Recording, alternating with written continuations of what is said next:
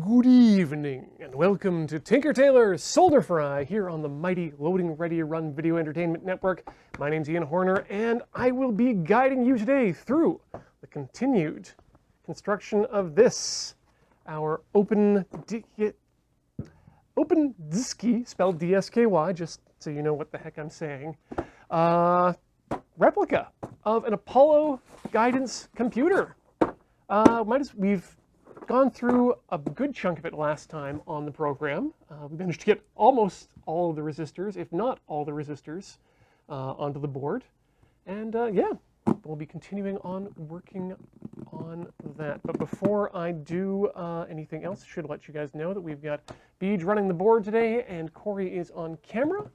And today's drink for myself, because I know some people you really care about that, is Skewed Data, a sour hazy IPA from Category 12, our good science-based brewery here in lovely Victoria, British Columbia. Cheers to all of you.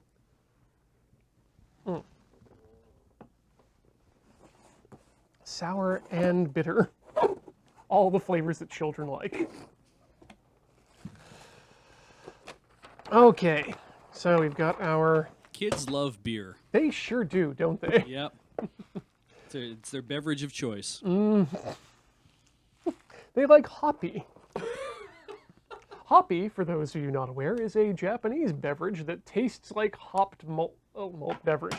It tastes like beer. It has no alcohol. It's meant for children to drink. The only places I ever found it were in bars in Japan where you're supposed to mix it with shochu to make, I guess, not beer that's more alcoholic or slightly less alcoholic. Problematic either way.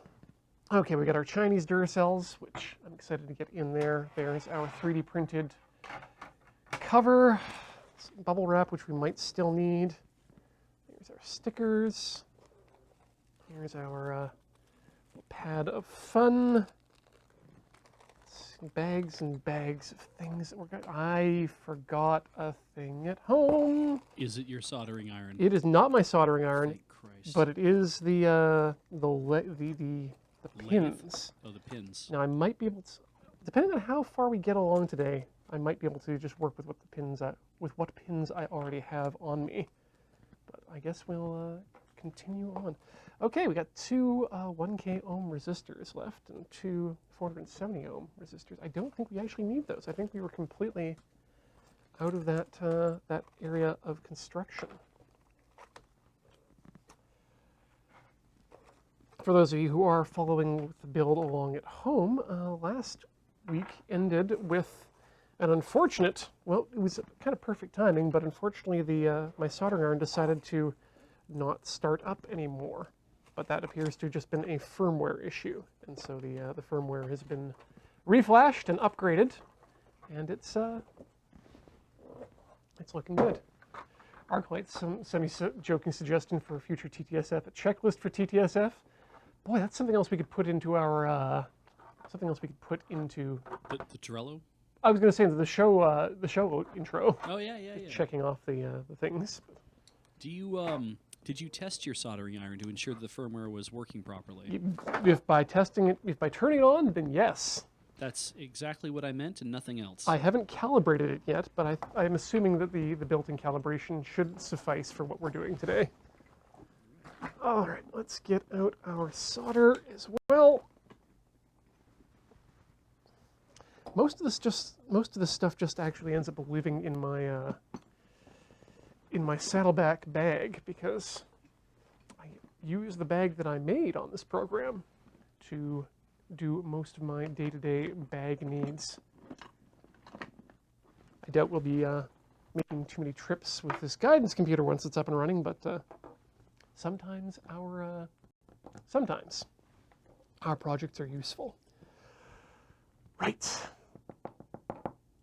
Corey, would you be so kind as to get me the iPad from the other room? I'd completely forgotten that that's what we were reading the instructions off of. The iPad Pro? Yes. If it is not, yes, she's already seen where it is and she's going to go get it, I believe. Magnificent. I guess this is just you and me time now. Yeah. Mm-hmm. Haven't had this in a day. Yeah. I had, what'd you have for dinner? I haven't had dinner yet. Oh. I'm going to be having tortilla soup with some leftover chicken Lovely. on the weekend. I'm going to be eating. I've already had 2 packets of pickled ginger. Maybe I'll have a third. That's a good din din. Mm-hmm. All right. No, I hope I didn't reveal our super secret password. Oh, hey, thank goodness. Right where we left off. And by right where we left off, I mean on page 1. Okay, so we were excited and happy that that we have all of these LEDs already on the board. That's good. Okay. And we got the female pins on there. And we got the LEDs in. And we got the buck converter on. And now we need to install the Arduino Nano. And that's why we needed all the pins. But it comes with, it looks like maybe all the pins we need. It's hard to say. Let's open up the package. It's sealed with tape because they claim to have already flashed it with the software that's necessary, which is kind of a nice little value add, shall we say? Not shall we will say. It's a nice value add. Thanks, OpenDisky. OpenDisky. I'm actually really excited about, for any of you out there who are keeping an eye or are interested in the microcontroller ecosphere. Wow, that's 2 different words that don't go together. Ecosystem or sphere, we'll go with. Brand new Teensy 4.0 just came out, and it's powerful and somehow cheaper than the 3.2. What's the new hotness? It's running at 600 megahertz. That's fast. And it's it's now fast enough as a $15 little board like this to do real-time audio analysis and or polyphonic synthesis, which is going to be super exciting for future projects for me. Okay, so we'll need to get all those pins on that Duino, which means we'll might as well get started. This I think I am going to flex if I remember to bring it, because so many tiny pins next to other things seems like a recipe for for possible problems. Weird flux, but okay. How much I/O?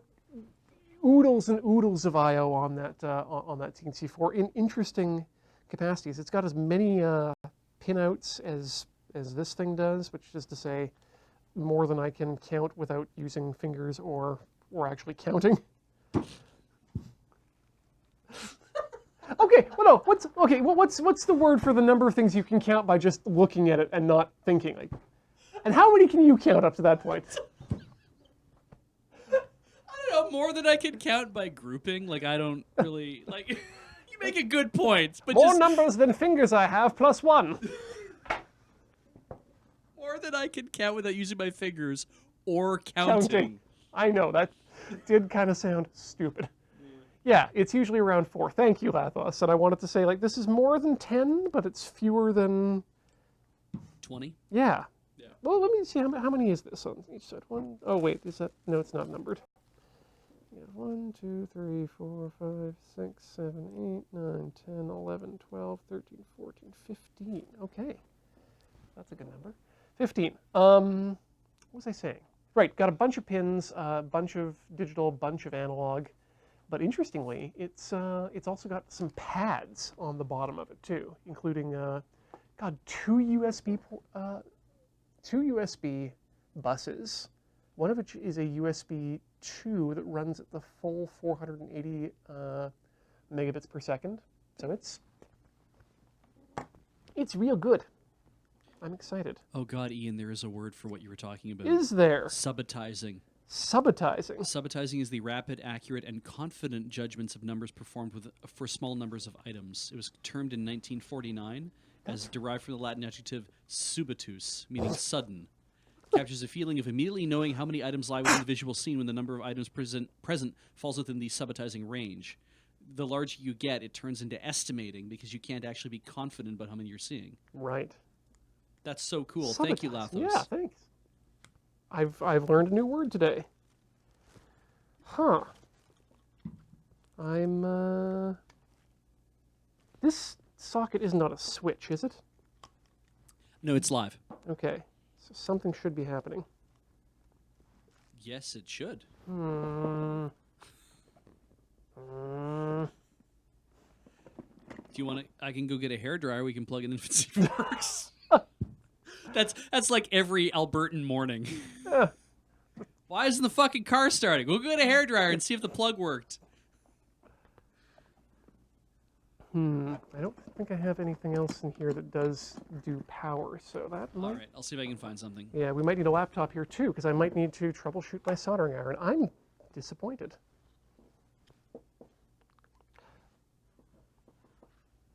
Yeah, double check that firmware.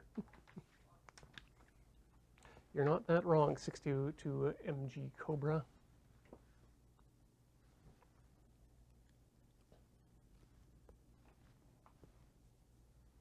See, the fun thing is, I know that at least part of it works, at least the buttons, because I can plug it in with the button pushed, and that'll put it in DFU mode.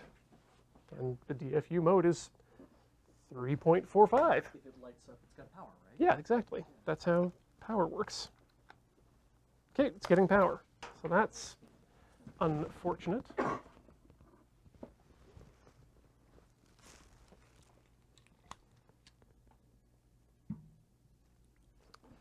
Okay, further work is going to have to be done on this soldering iron to figure out why that's happening. For a soldering iron that's supposed to be portable and therefore usable anywhere, and the one that I carry around in my bag, Yeah. when it doesn't work when it's supposed to, That's frustrating. 62 mg, you could be entirely correct that it might be the power brick itself, because that is made very much... Do you want a different one? I've got an Anchor one. Do you have one that has power delivery? Yeah, bring an Anchor one, and if it doesn't have power delivery, that's fine. So the reason I'm using this particular power brick, and why I'm worried about the other ones, is the one issue I have with the concept of this, the TS80 soldering iron, is that it is only 40 digital I/O. That's unfortunate. They decided to use USB-C, which is fine. USB-C is great, but they decided to go with Qualcomm Quick Charge as their power delivery system, and not USB power delivery, which is quickly becoming the standard. Yeah, I don't think it's USB-C. No, it uses IQ, but that might be enough to power it. I know that the new firmware allowed you to set the voltage right, and that could be where the problem is too, is that the voltages are all over the place. But it looks to me like that's...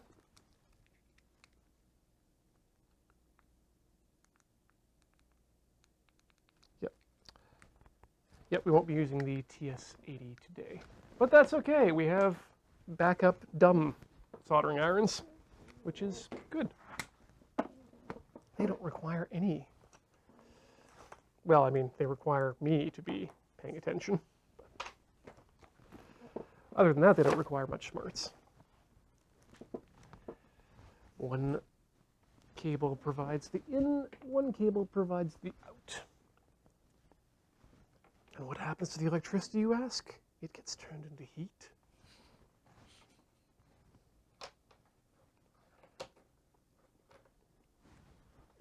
All right, let's put this thing together using the power of entropy. But first, a wee brushing of flux from my tiny bottle.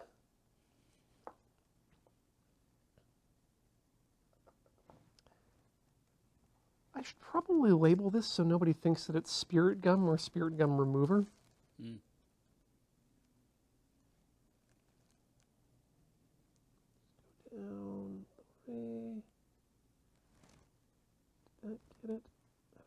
I got it all. A bit more. Okay, so let's start by tacking one of the sides down so that it's, once this gets up to temperature, assuming it is at temperature, but we'll tack one of the sides down and then we'll get the other pin set on and then we can just solder directly down onto the wood. Ooh, hey, good, my microscope is ready to go.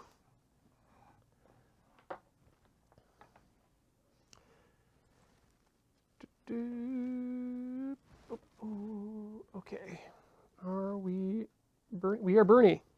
All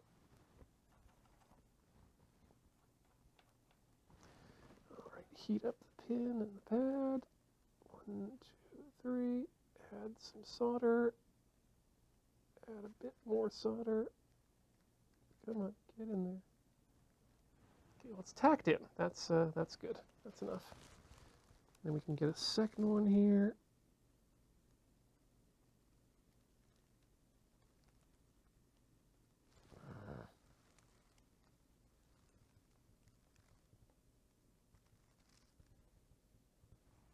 Okay, and that'll keep it in place. That's all it needs to do for the moment. Give that a couple stabs into the cleaner. And mount up the other pins. There we go. Sticky, sticky fingers, thanks to... I'm sorry, sticky fingers! Thanks to the... Thank you. Thanks to the flux. That was a hell of a season. Has the final episode aired yet? Yes. Okay. It's weird, too. Well, in as much as it was aired as a two-parter. Yeah. But it's it's an episode that occurs before everything happens. That's why it's strange. Yeah. You know, I think we saw part 1. We didn't look into part 2 yet. Yeah. It was like very unexpected. It was good, but it was like, oh, that's odd. Why is this happening now? Yeah. But it's fine. Also, didn't know Bucciarati was such a guy into electronics construction.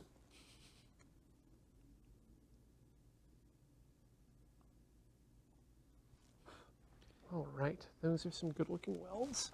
At least much better. Wait a minute, am I splayed?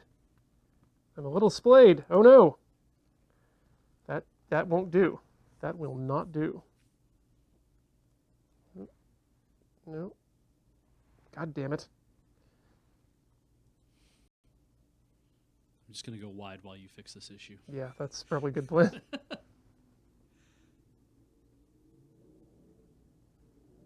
Come on. The POV 42, the first Lupin you should start with is Castle Cagliostro. Yes. It's like the most accessible one.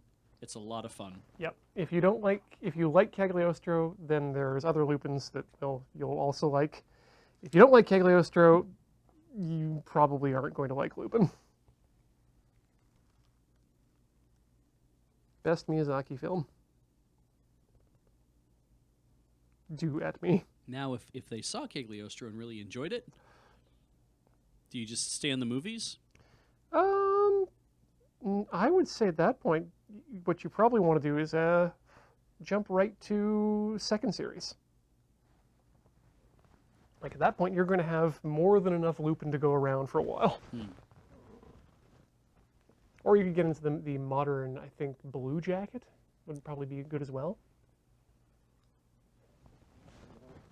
Nikus, what you're thinking is that Cagliostro is unlike the manga. Because what happened is, during the run of the first Lupin series, Miyazaki got involved as a director. Hayao Miyazaki of Studio Ghibli fame. And he kind of, halfway through that series, Lupin used to be more of a real violent, real womanizing, super hard-boiled is the term they use, series. And Miyazaki kind of took it into a different direction. made it a little bit more lighthearted, a little bit more of a adventure type thing. And then Cagliostro is really just the culmination of Miyazaki's idea of Lupin. And because it was so iconic, it's kind of what the character Lupin became in the minds of most people. Oh, Drowsynth, I didn't think of putting in the breadboard because I've been afraid of melting the breadboard, but hey.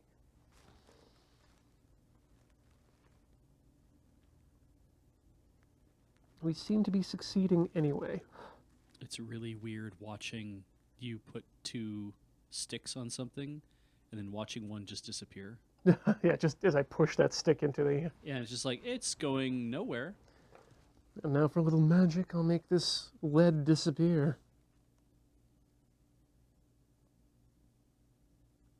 It's delicious. That's a big boy.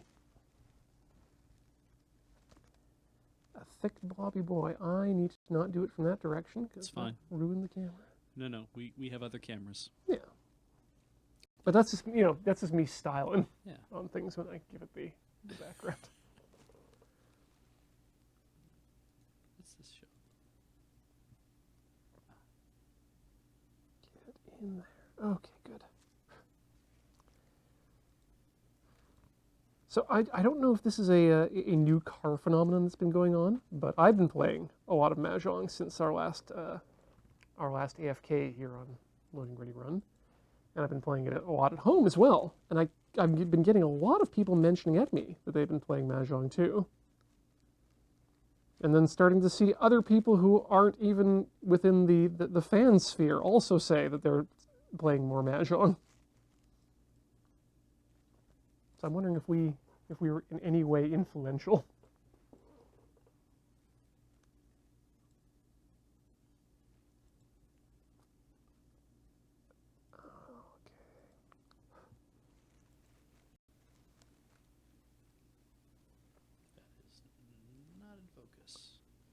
I think I like most about, or not that I like most about, but I just came up with a fun little metaphor for electronic kits assembly.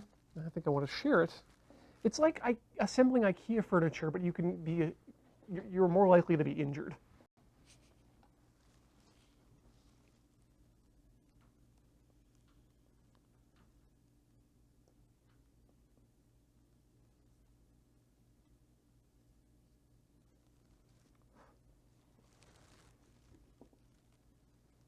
Solder's smelling real good today.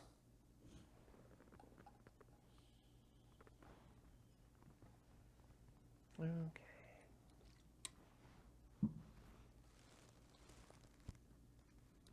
Though I have heard from a number of people on one of the Slacks I'm on that the new IKEA Sonos speakers are actually pretty good.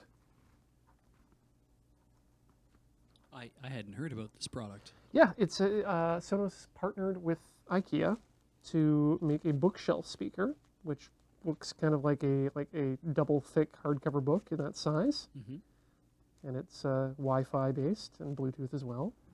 But then it's got apparently fairly decent audio quality, but all the fun of the Sonos ecosystem. And then they have a lamp, which apparently approaches AirPods, or rather HomePod levels of audio goodness. That's cool. But it's also a lamp.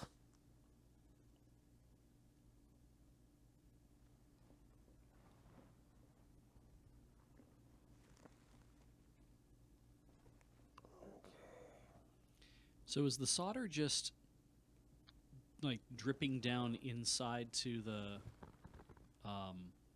like it's being drawn down each pin to the plastic part underneath as well? Yeah. It's not beating on top solely. Exactly. You're getting a real capillary action situation going on. Okay. Which is also why stranded wire is so easy to solder. Because, oh look, there's all these little nooks and crannies for the solder to get into. Right. Once you heat everything up.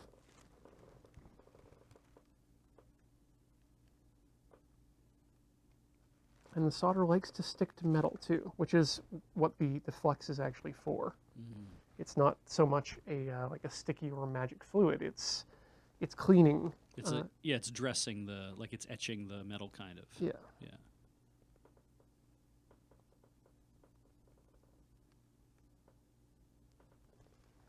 But that's why it's important to, you know, as far as I know, heat both the pad and the pin, so that the solder adheres to both, and that way get a good solid join.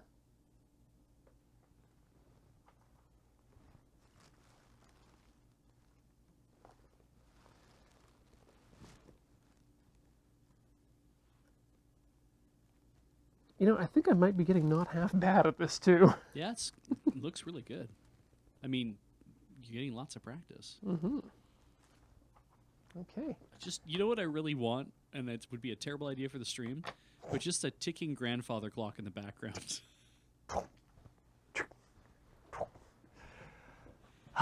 Okay, we've got our Arduino all soldered up. That's great. So insert Arduino Nano and buck converter now if you want to test RGB LEDs using strandtest.ino. Note, current buck converters require you to jump the 5 volts underneath, which we have done. We can remind the people at home, if you'd like to have a look at that. Let's put it down there so I don't shake it around as much. That the 5-volt gate has been closed. 5 is upside down. That's on the 7 pads that you see arranged vertically. One of them has a big blob of solder on it. Yep. Yeah. And if you look next to it, there you go. You can see the different values when it's not reflecting. You've got 7 volt, or I think 12, 7, 9, 5, 3.3, 2.5, and 1.8. Cool. As he waves his hot soldering finger precariously close. I just called it a soldering finger. It's now a soldering finger. This is the soldering finger. All right, let's put it inside. That's satisfying. Seated.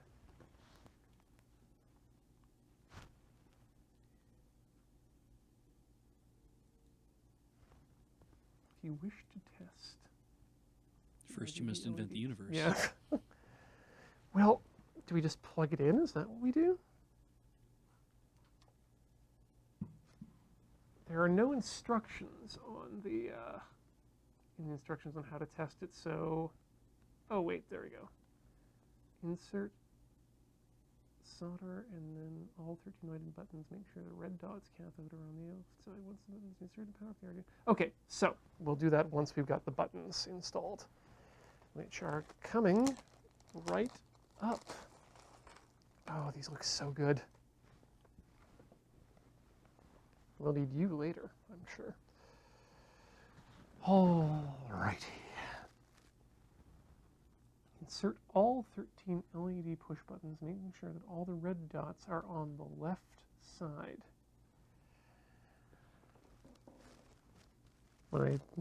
When they mean left side, I assume they mean left according to the writing that's on the circuit board.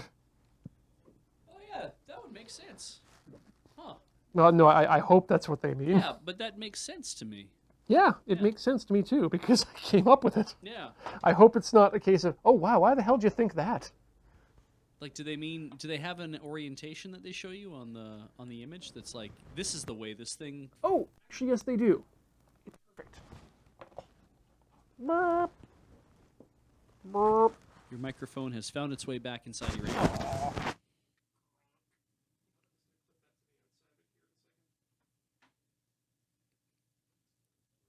You are also completely muted. So anything you say now will be picked up by my microphone. Perfect. I think that'll be okay. Thank you. So thankfully on the... Actually, I can just show it there. No, that's okay. We'll get it on the roaming. Don't worry. Perfect. So yeah, you can see writing there. Red cathode on the left. That took me back to the beginning. Right. Before I do that, I have to flush cut both black spacers under each of the 19 lighted push buttons to allow the buttons to fully rest on the PCB. So we can probably disconnect the soldering iron for a few minutes here.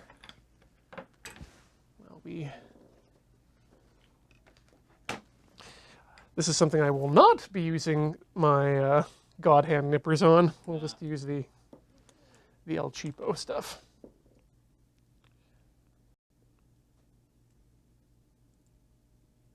Get in there. These are being sent to another dimension.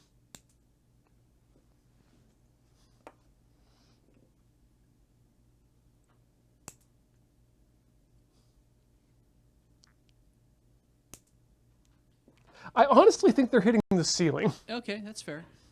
Going right through it. Like I'm hearing a tick above me. Yep. And then later on a slightly muffled tick. Like when they hit the table? No. They hit the carpet somewhere else. All right, cool. Arcline asks, are you going to be doing anything with the kit when it's built in, or just fun build and then you have a convo piece?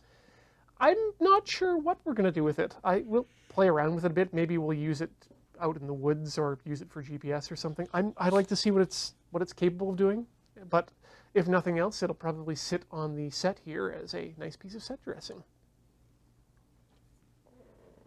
The moon base needs a guidance computer. I'm surprised that they didn't design the case or the board to actually have the holes in it already.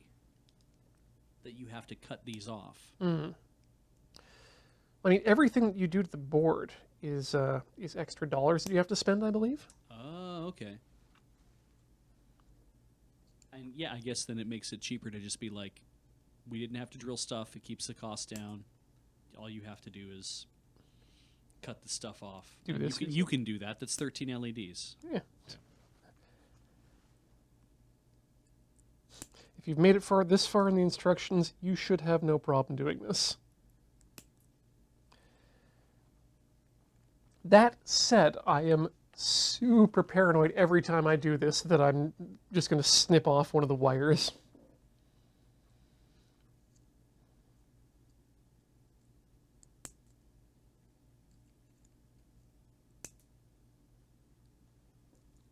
That one was close. I don't know how close you can get in here, but you can see the slight marks on the side of the pin where I've just nicked it.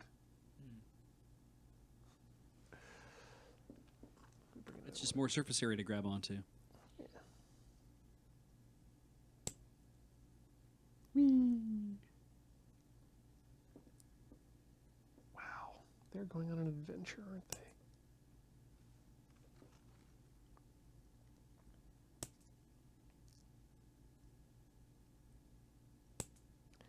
Serge loves having things to vacuum, so.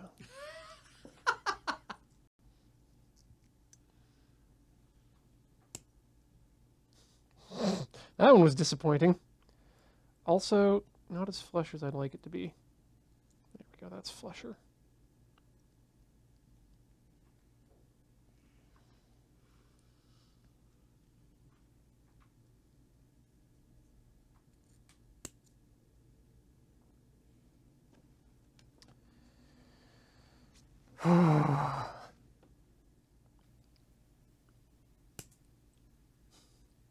Like, I am legitimately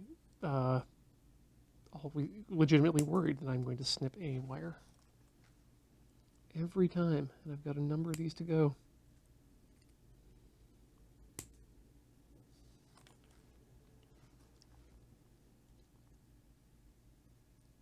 Okay.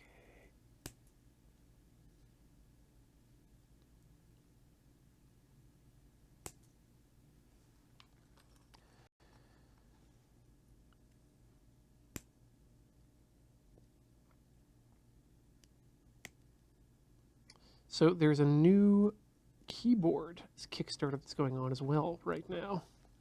For those of, because you may or may not be aware, I'm a fan of mechanical keyboards.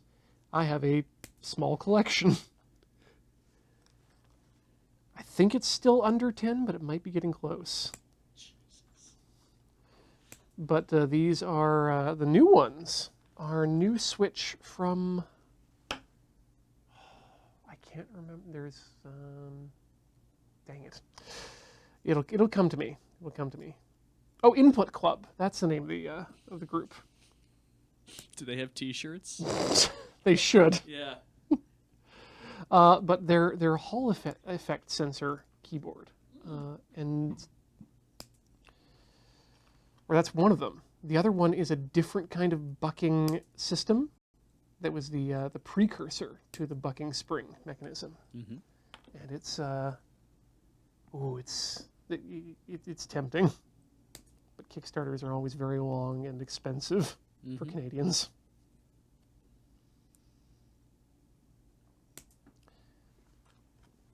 The other problem is that this new key switch that they're designing that's based off this old one, they also want to, it requires a new keyboard PCB, so it's not perfectly compatible with Cherry-based systems. And but it does allow for analog pressing. Oh, cool. Yeah. I say viewers, if by the Pingmaster you're referring to the buckling spring Model M, I do have one, but I don't have it in normal rotation. I'd like to swap it out for one that does have an Alt and Windows key, because I'm a Mac guy and I need all my modifiers. I reassigned the right Alt to Option. It's awkward, but it works. I can't. I have too much muscle memory built up. That's fair. If you ever find a way to mod one of those old 101s to have extra keys that works in any sort of way, let me know. I think what I do is I find someone who's willing to trade. Yeah. Like, I keep eyeing those Unicomp ones that are the 103, 104s. Yep. And I'm like, maybe I should just bite the bullet and buy one of those. What I'd really like to do is get one of the 66%. Oh, yeah. Or the 65%. The Space Masters or whatever they call them. them. Yeah, but the ones that are they're actually have the branding for the Model M's as well on them. Yeah. The whole IBM aesthetic. Because if you could get like I don't know if they had them with the more Unix stuff where you had the super key and the meta key. Hyper key. I remember a hyper key. Yeah.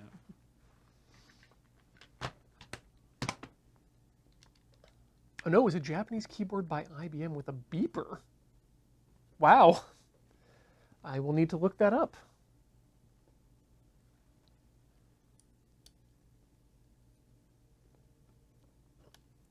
But yeah, probably my the strangest keyboard I currently have is probably the one I want to get rid of the most. Well, it's a gaming keyboard for Windows that uses a very odd system to do the N key rollover, such that it doesn't work with Mac OS, which makes it kind of useless in my setup.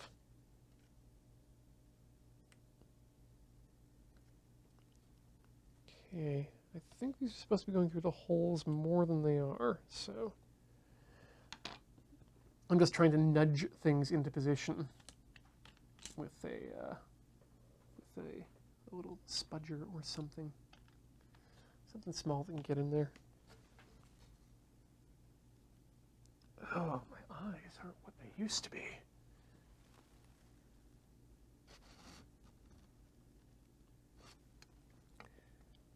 Because I don't know that they actually gave us any extras of the buttons. Ow! Okay, so it's just a tight fit. It's okay, that's not deep enough for tetanus. Also didn't break the skin. For those of you who are keeping count, and I know you're out there,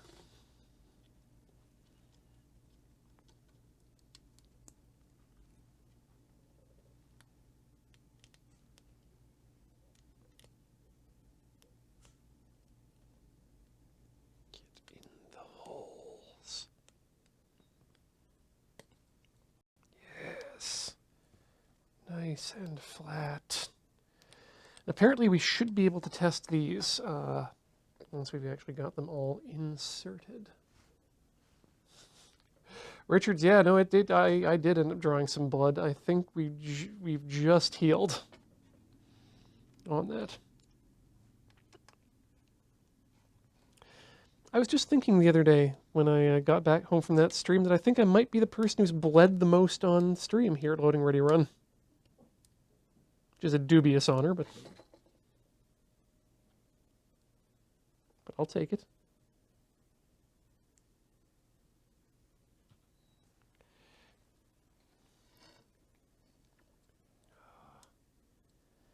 It's always difficult when you've got more holes to deal with than you're used to.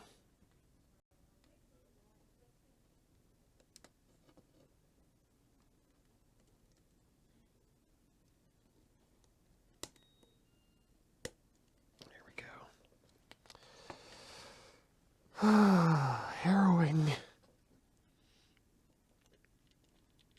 And there are people who do this for a living. They do heroin for a living? Yeah. I mean, yeah, that was Jim Morrison, right? I mean, assemble electronics like this, put them on a board, and then solder them up. Like piece by piece on their own. No, I mean, like, I'm specifically talking about the people who work in assembly factories in China. Like in Foxconn and that Yeah. kind of thing. And Pegatron. Work much faster than I do because they want to eat. You don't want to eat? No, the difference is when I'm done, I get to say when I'm done, and then I go home and get to eat. Oh, okay. They have to keep working until they have enough that they might be able to eat. Oh, I see. I mean, I think they feed their employees okay. I think there's because a lot of people stay in the company dorms. Oh, heck yeah. So.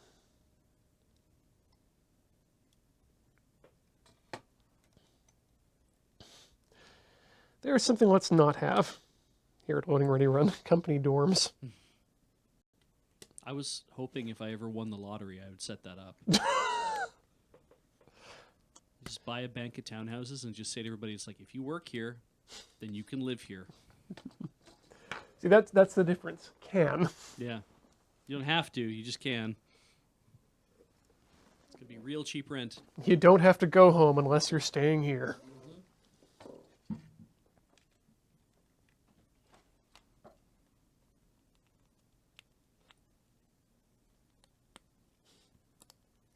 Would you also set up a company store and script? That sounds good, doesn't it? Mm-hmm. Me. People could literally owe their soul to the company store. Mm-hmm. Yeah. Now, me, I like to be paid in specie.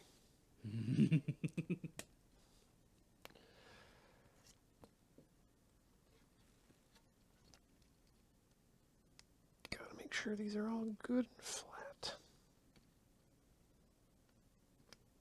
I don't think that one's flat enough.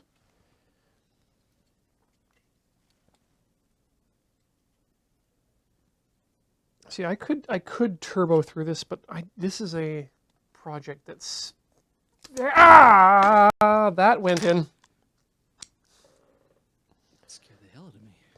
Do you need some sort of bandage? No, actually, that just went under the nail, so Oh, Christ! it's protected.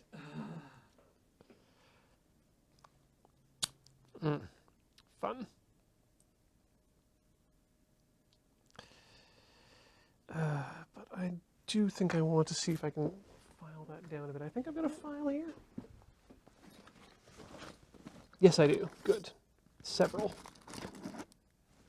Perfect. Ow!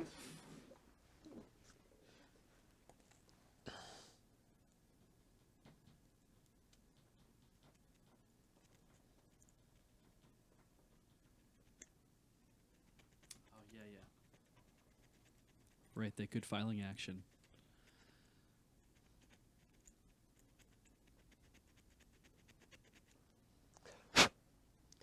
Much better. Okay, get the pins back in place. Let's get that back in the board. Let's get it back on the board. Survey says, ow. Why did we give the survey the ability to feel?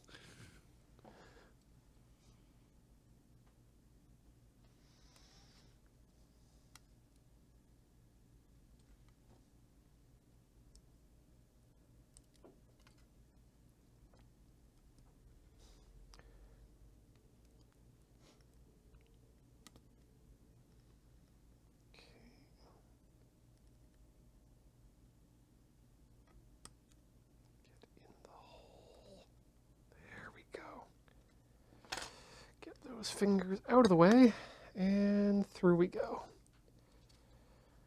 That's a much better, that's a much flatter button. All right. Whoa. Give myself a bit of crack there. That one was unintentional.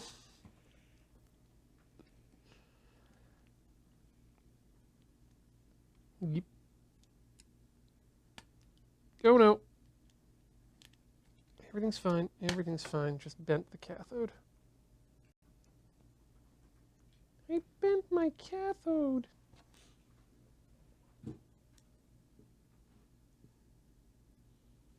Sometimes my cathode's breath smells like cat food. Yeah, you were doing the same thing? I like that one. Thank you, Corey. She was right with me on that.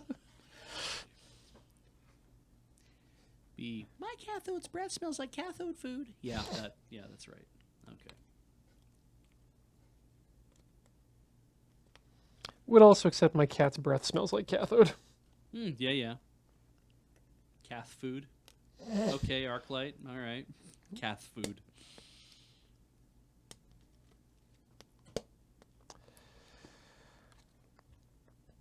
So they just press fit at this point? Yeah, they press fit in and then we solder them afterwards. Then the dangerous spines. you coat the dangerous spines in molten lead. And then they're sealed away.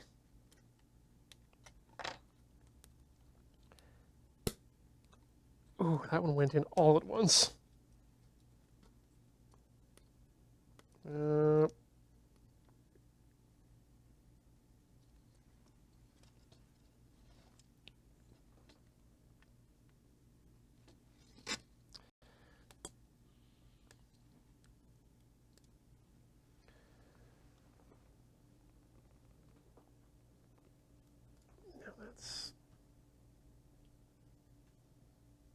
Is that straight enough? Nope, there's a bump. I want this to be perfect. But I have to be very careful this time. There we go. Whew. Didn't jam my finger this time. Oh wait, I can use the side of this file. Yes. That's much quicker.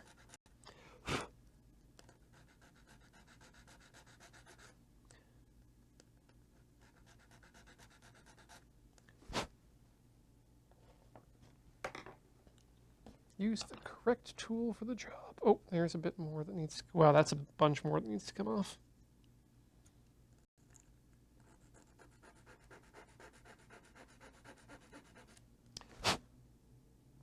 Bit more.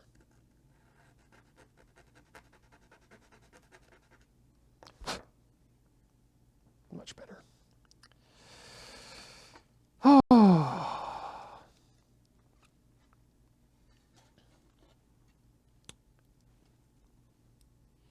Oh yeah, while we're on the topic of The Simpsons there, interesting news that about Disney and their displeasure with their purchase of Fox. Oh, that's too bad. Yeah. Were they looking for more family entertainment? No, they were just looking for the films that Fox was making to do a little bit better in the box office. Oh, I see. Yeah, apparently all the Marvel movies, which were all the Marvel properties that were not part of Marvel Studios, are now going to be immediately rolled into Marvel Studios. Far From Home did very well. Far From Home did fine, yeah. Dark Phoenix did not? But Far From Home was also Sony and not Fox. You're right. I'm sorry. My bad. Yeah, Dark Phoenix apparently made $65 million and cost $200. That's pretty bad. Yeah.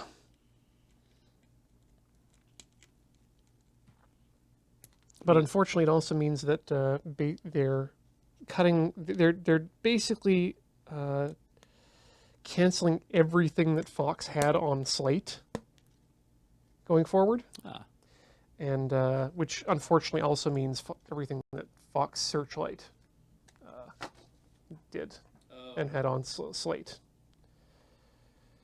Which is interesting because that was their sort of experimental division. A lot of good smaller films coming out of there, and with this age of hyper conglomeration, we need more independent and risk-taking studios. Can't be all Annapurna Productions.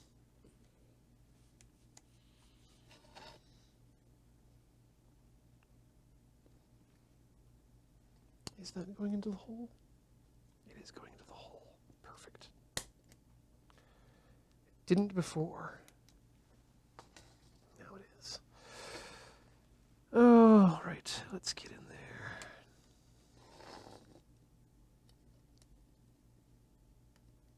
there. Get in the hole.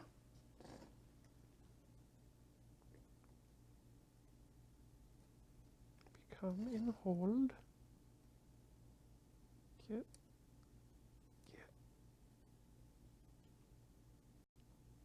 Ah, there we go.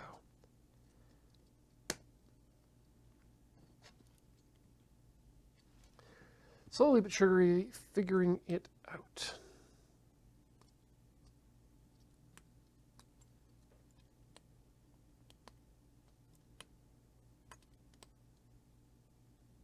Perfect.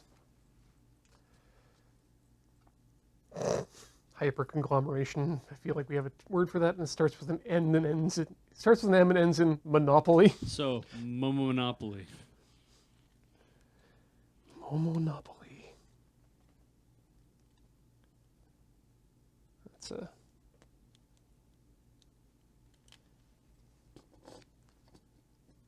Nope, trying to make a joke about peaches being the only thing you can buy at a grocery store, and it's not coming out. So we're going to abandon that.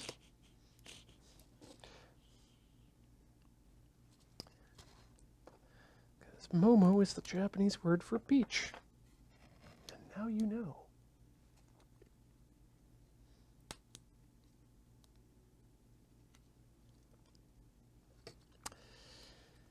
Everything is in the right spot.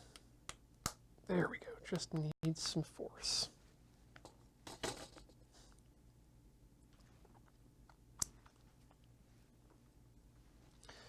Much like a good trench run, just needs some force.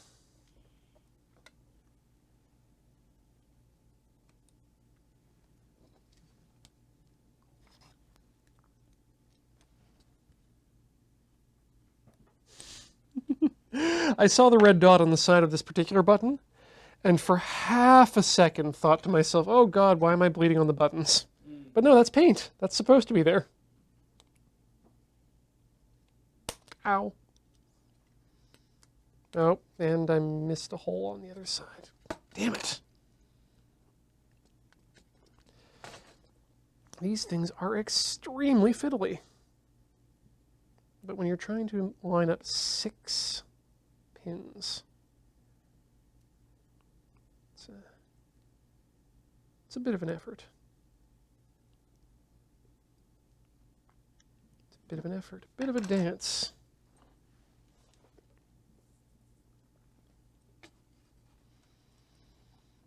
But I'll make this thing light up if you give me the chance.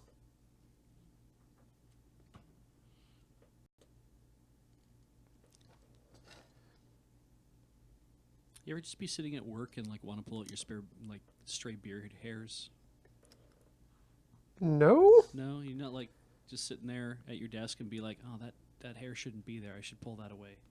You just like yank it out of your face. Yeah. Is there one that's hitting the... No, there's one on my face. It's driving me up the goddamn wall. And I keep trying to grab it, but it's too short. Yeah, I've got one on my mustache that is just extremely long. Ludicrous. Yeah, no, this one I do want to get off my face, actually. Wow. Damn. Yeah. No. Did I get rid of it? There you are. That's yeah. It's Too much. It's quite out there, yeah. Too much. Hmm. And yes, Corvus, I was attempting to launch into some sort of a Hamilton there. I was just thinking, it's been, how many years has it been now? And we still only have the one historical rap musical? Okay, monkey's paw curls at this point. It's like, I'm more than happy having just the one, really. I don't, like, if another one comes out and it's still really good, but it would have to be really damn good, right? It would have to be. If it was trash, it would be like, well, that was like a one-time thing. You can't do any more of these. But I just want them to be popular enough and easy enough to do that we can get an Oda Nobunaga-san. Watashi ore wa Oda Nobunaga-san. Okay, I can think that maybe a Japanese parody-esque version of that to be like, I could see them being like, oh yeah, we're gonna just use that and then recast it. It's practically the same story. I mean, to be honest, really just a Takaruzuka review? Yes, of Hamilton. God, that'd be great. Yeah. I like Arclight just saying Canadian Hamilton's just about the city. Which is why I find the name Hamilton Beach to be the worst appliance name. I live in downtown Hamilton. I said I live in downtown Hamilton. Hamilton, Ontario. Don't go to Hamilton, Ontario. There's a million places you could have gone. It's not that great. It's not that great. Shout outs to our Hamilton fans. Mm-hmm. But no, it doesn't even need to be American history based. I mean, we could do one on the Métis people. Yeah. I think that would make an interesting musical. Like adapt the Louis Riel manga? Yeah, the whole rebellion saga. Well, yeah, actually, the whole biography would be pretty good. He's got a weird history that spans peacetime and wartime.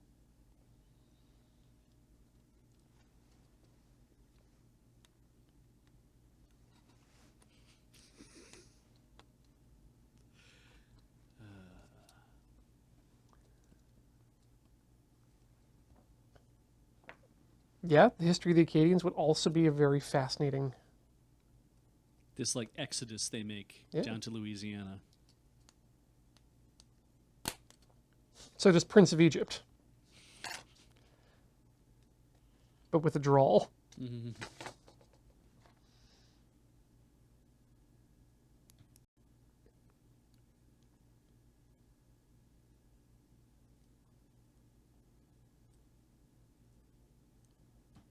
That was a shame. Was losing Fox Animation as a studio, or as a 2D studio. Mm.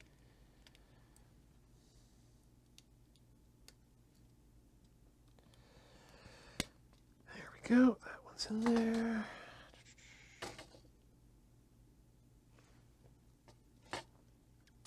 Only 4 more, friends.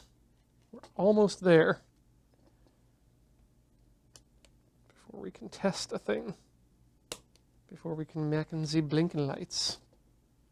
Rocario asks, I learned a lot about Riel because Manitoban. Mm-hmm. Was it covered as much in the rest of Canada? And it kind of wasn't. No. Well, and things might have changed since we went to school. Yeah. But yeah, when we went through school, at least in my school, it was a small, like half a page was given to the Métis as a whole. I thought it was fascinating. Like I remember us doing a bit on it that lasted about like a few days of our studies actually, in grade 5, grade 6, something like that. And I was just kind of like, wow, they came up with a whole name for people that, of French Canadian and native descent. Mm-hmm. And I think the question came up in class like, well, what if you were like German Canadian and native descent? It's like, well, then you weren't you don't qualify as being Métis was kind of how they looked at it. Like that's how the teachers put it. And it's like, wait, so this is just for this specific arrangement? It's like, yeah. Which is not the case now. No, certainly not the case, and certainly wasn't the case then either. No, exactly. But it's like that's how it was taught in classes. Like we just have some shit to get through. Can you kids just sit still? I promise we're getting to World War II soon. Yeah. All the stuff your grandpa keeps talking about, we're gonna get to that pretty quick. Your dad's gonna be really into this shit in about 10 years. The discovery of oil. Okay, that's all of them, and we did have one extra button. So, insert. Then solder all, making sure the cathodes are on the left side. Once the buttons are inserted, I power up the Arduino via its USB port to test that all 19 button LEDs turn on before I solder them. Could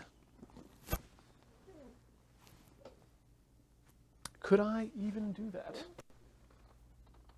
I don't think so.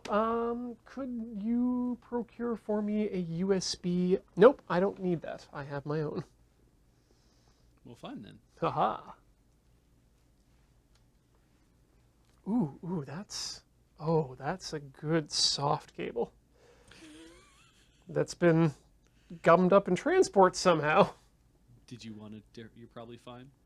Oh yeah, it's still gonna work. Nothing's gonna short out. But wow, that got really messed up. Oh yeah, sorry. I'm watching chat. I'm watching you, and I'm not watching the multi-out. Yeah. Chat's too damn distracting. Oh yeah, we got talking about history. That's always a dangerous thing.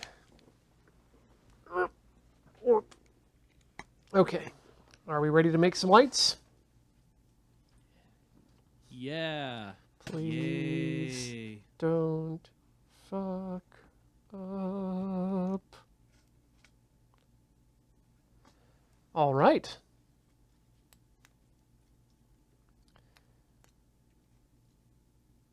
Interesting. Are they lit? Oh. Yeah, let's black out. That's a good idea. Corey's way more on the ball with this than I am. Blackout. Okay, so some of them are not turning on. Why? Well, who knows? I figure what I'm going to do is I'm going to solder those ones first, and then if that, like if it's just a connection issue, that they're just not making a connection, then that should fix it. Otherwise... Are they all? They're all supposed to light up though on initial connection. Though. I believe they are all supposed to be on. Yes. Okay. All right. We'll come out the light then. Thank you. Oops. I should probably mark which ones those are. Would you like me to black it out again? No, that's all right. Okay.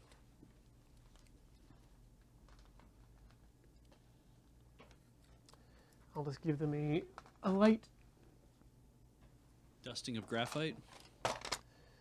Yeah, just a wee bit of black show up on there. Oh wait a minute,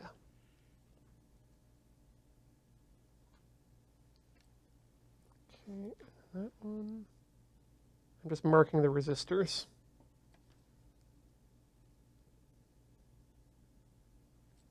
Okay, cool. And that way I can tell which ones I'm supposed to do. Let's get that hot iron back up. And then once we've soldered those, maybe that might be a good time for us to take a break. We'll see.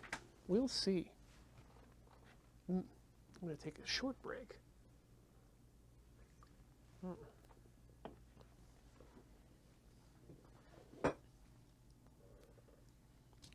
I do like category 12.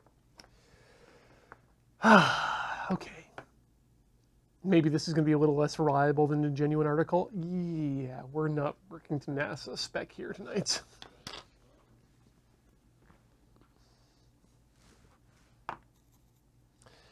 All right, where's my... So I don't know if I need to use all of the the pins to make it light up, but we'll do them all anyway.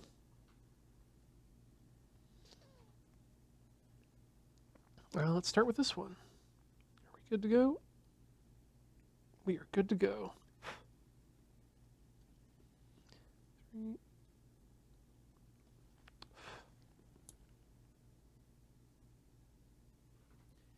There's not a chance they're just dead, right? There is a chance that they're just dead. Okay. Yeah, but that's highly unlikely to get 3 dead ones. That's a fair point. Like, that's the reason that they're going to give you that many extras.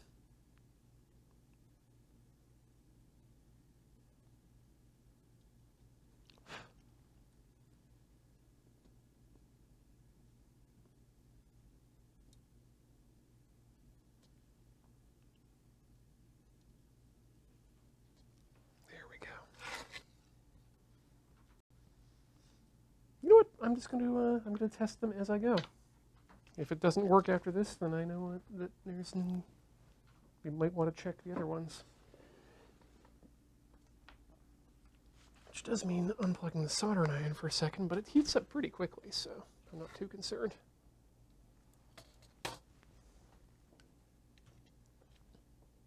Okay, so that one was that was just a solder issue. And I'm going to bet that the other ones are too. So we'll quickly solder those, find out if we're good, and then we can have either a nice relaxed break or a break filled with regret.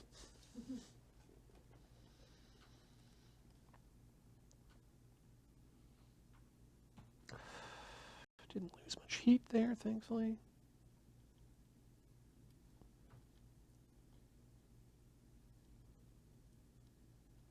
There we go.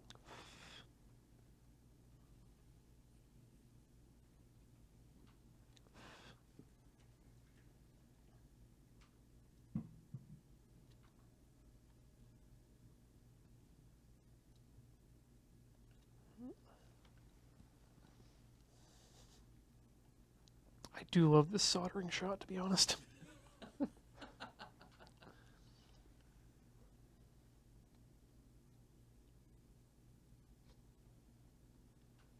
bet if you look up, it's like being a doctor doing surgery remotely. A little bit. Yeah. I mean, it's, as I've said before, this is actually a higher resolution image than I can see through my Glasses are what you call them. yes, but I was going to say like oil-caked glasses. Oh, your meat eyes? Yes.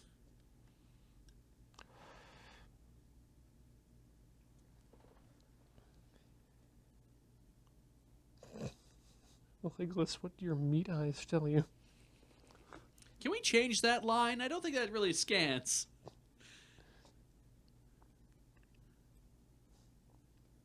Was that in the novels? It's like, yeah, yeah. I don't fucking know, Aragorn. What do your human eyes see? Asshole.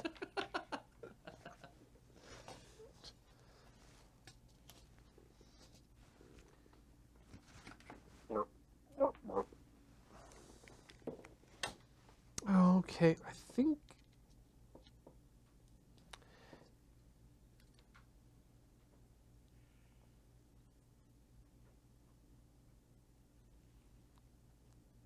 Another test? Well then.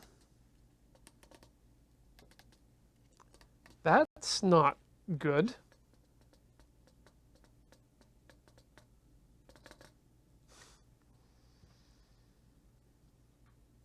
They are in the correct direction, but...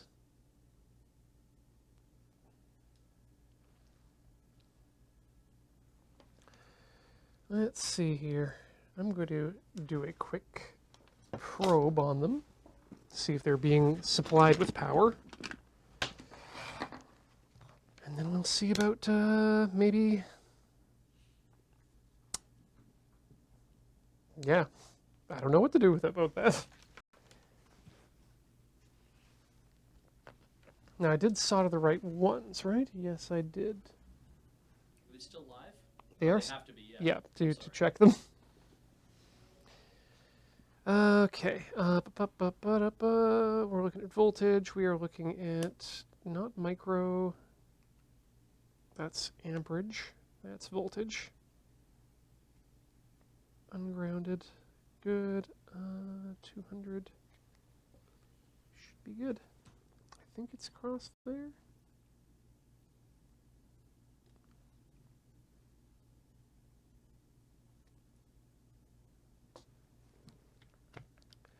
I got these connected to the right ones. Oh, wait, no, wrong one.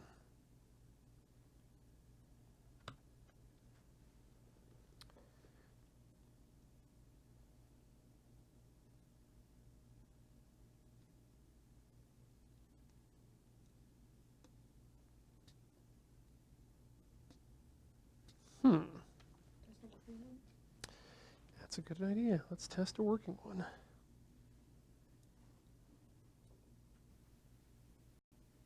Okay. It's not reading.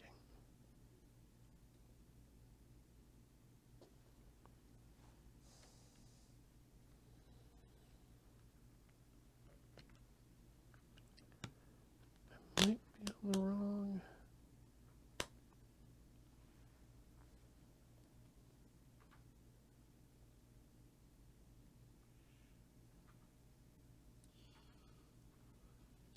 Okay, that's too much.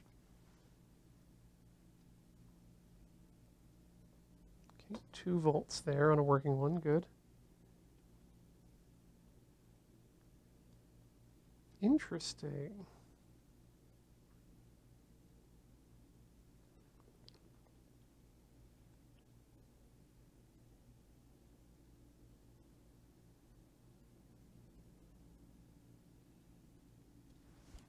Okay. So yeah, when I test a working one, I get 2.86 volts. But if I go up to one of the non-working ones, I'm getting 0.78 volts there and 0.01 volts there. Your resistors are in right? Well, I mean, resistors are, Amperage, right? well, they're yeah, thank you, Corey. Yeah. I'm making sure I've got the right resistors in there. That's what I meant, is are the right ones in there? Yeah. Okay. Are the switches on off or are they tri-state? So the switches themselves are, it looks like they might be double state. They've got 4 poles on them, and then the 2 that appear to be illumination. And they don't appear to. Oh, I'm doing things with it. That's not good. Okay. So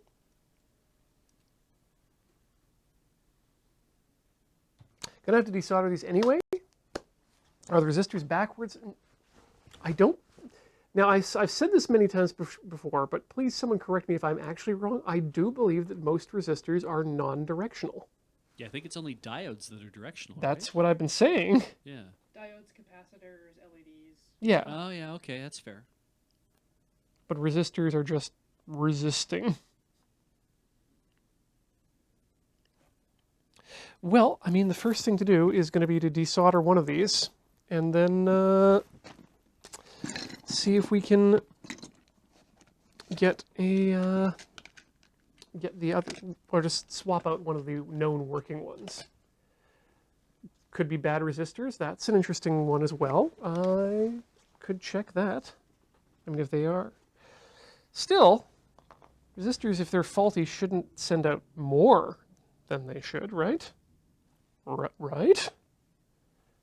Let me see if I can match them up with what we've got here. Where did I put those extra resistors? There they are. So these are gold, red, black, brown. Okay, those are the 1Ks. Let's see if those are the ones that are causing the problems. You just test the resistor itself? Yeah, we can just test that on board. And those are 1K, so we can set that at 2K there. And that is the brown, black, red, gold.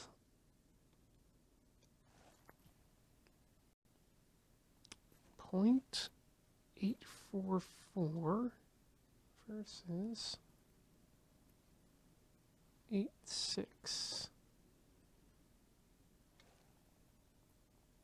8586. Yeah, that seems...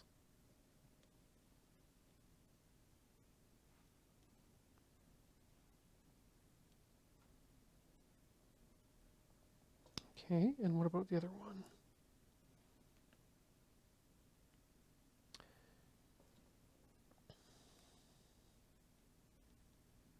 You know, it might be the resistors. Because that one's 8.5. This one's 8.46. This one's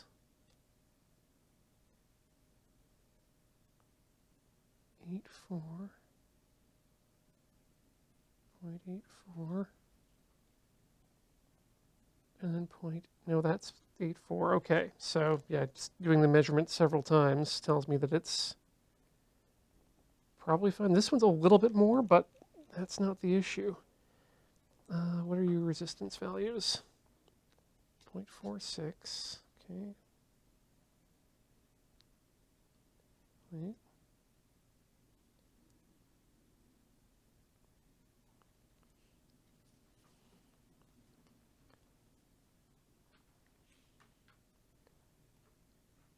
Okay, that might be where our issue is.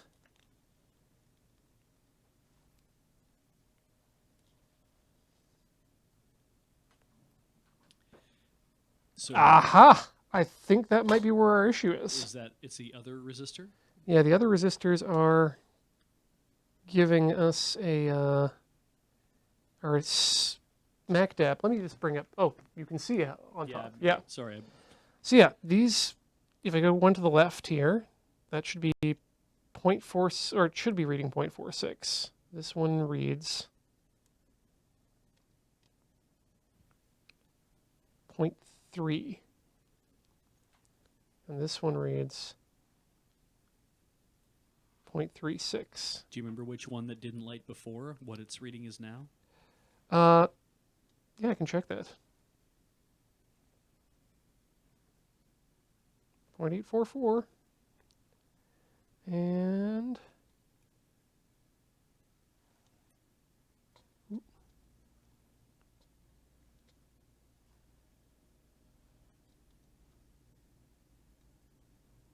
0.46.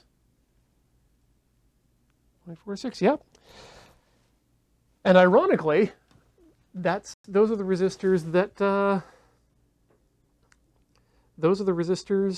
that I marked with the Sharpie. Ah. So that makes it easy to pull those out if need be. What I'm going to do though still is I'm going to still swap out one of the switches, because I don't think I can. Well, no, might be able to desolder the resistor without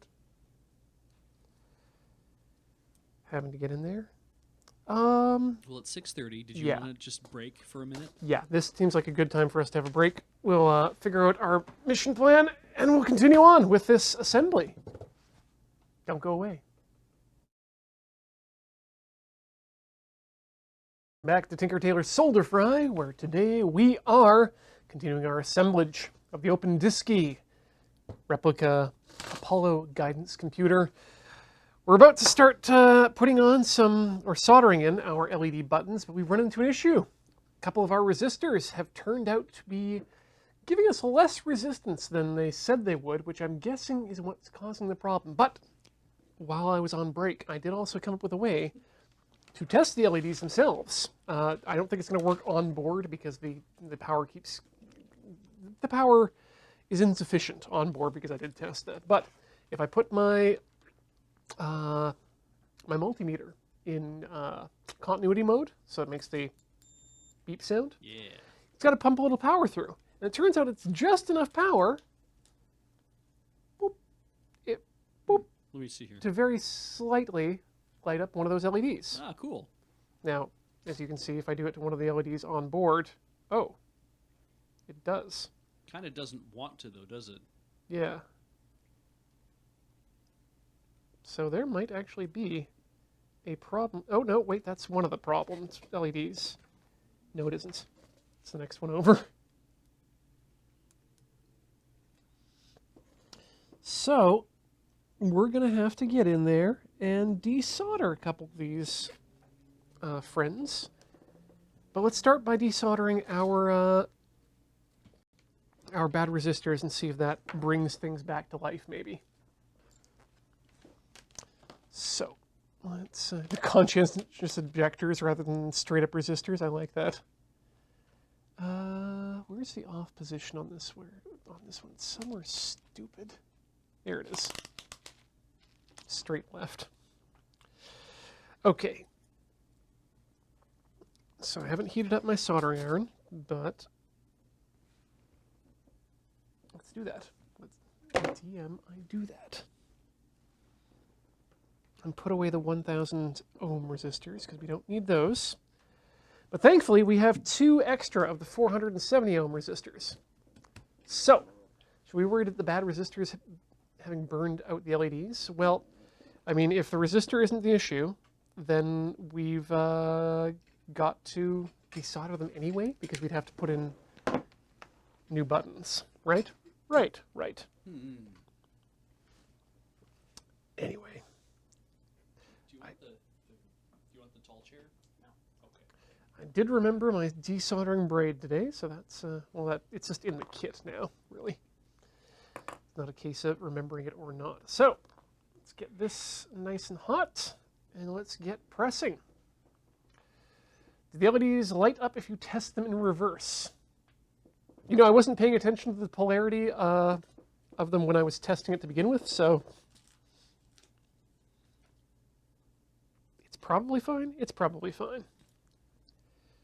We've got steps to do here. Okay, let's remind myself by just putting the braid there while we wait for heat to happen. Not too much longer now, hopefully. Okay, that's hot. That'll do. Clean that off. And let's start sucking. Actually, you know what? Yeah, I'm going to actually use the sucker first. And then braid after that. Because why waste braid when we don't have to?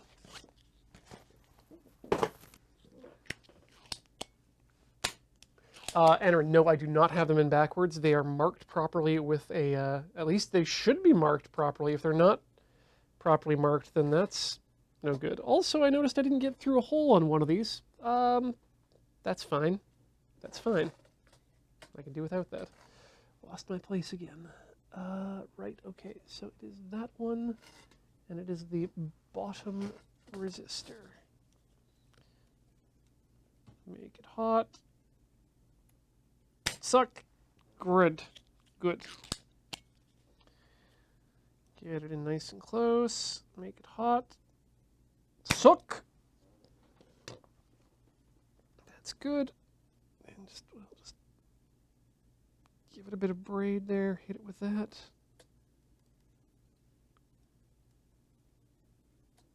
Okay. And then we'll do the same thing with the other one. Give it a bit of the braid. Lift. Flip it over. And just lift it out. There we go. There's one side. Where's a... I can use these as a makeshift wedge. Get a hold of that. There we go. All right.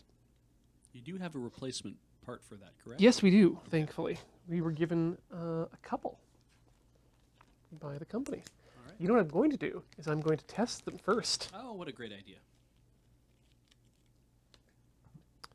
It's 470 ohms. Ohms law. Okay.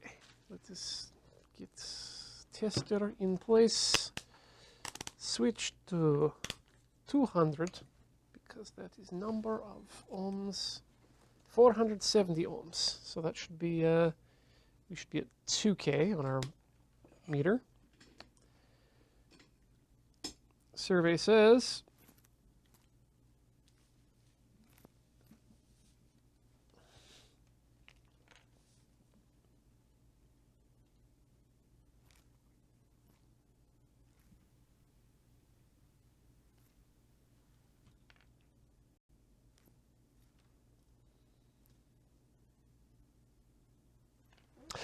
survey says make sure that everything's plugged in correctly. Yay!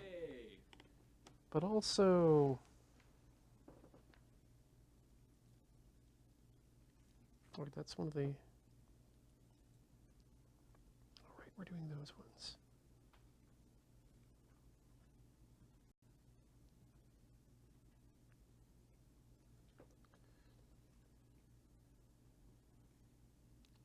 Okay.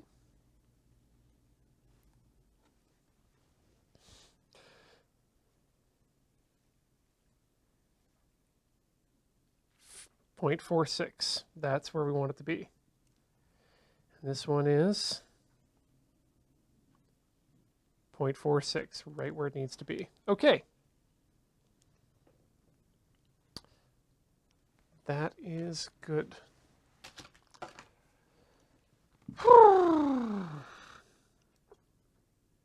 You go in that hole.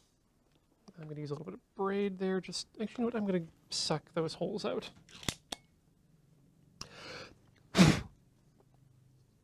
Hey kids, don't dislodge the contents of your solder sucker directly over the board.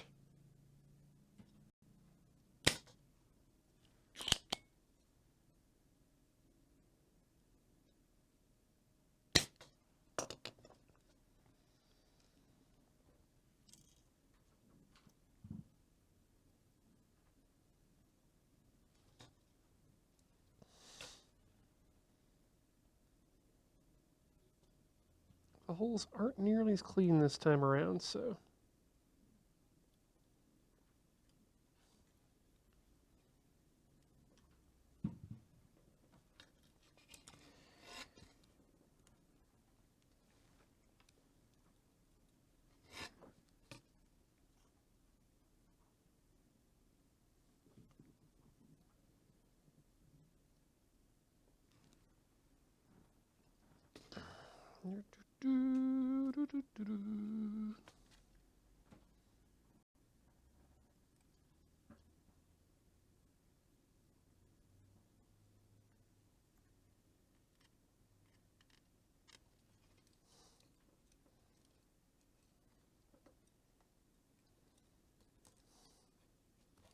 Oh yeah, I'm doing this all wrong.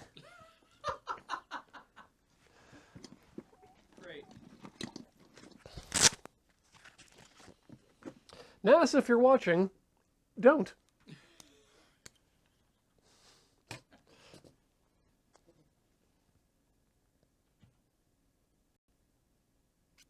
You know what the worst part about this is, too? What? I have The Loneliest Girl stuck in my head. And that song sucks.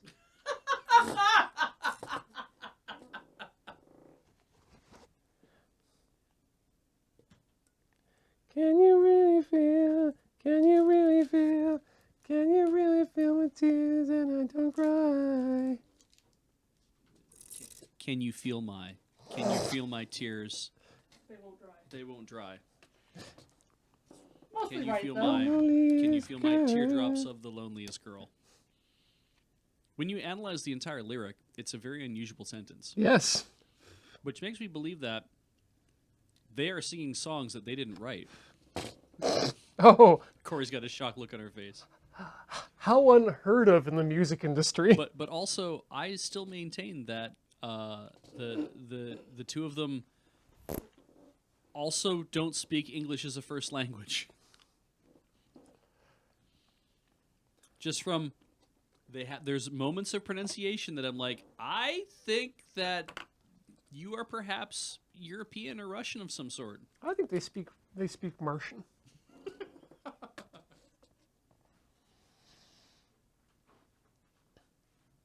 Okay, let's check that now. Let's check to make sure that resistor is giving us in situ the value that it is supposed to. That is a very good NASA logo there, Arclight.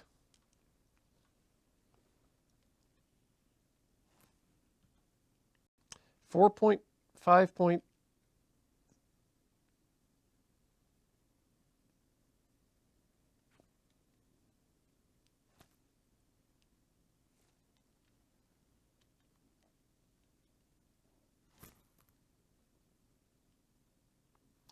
Well, that's interesting.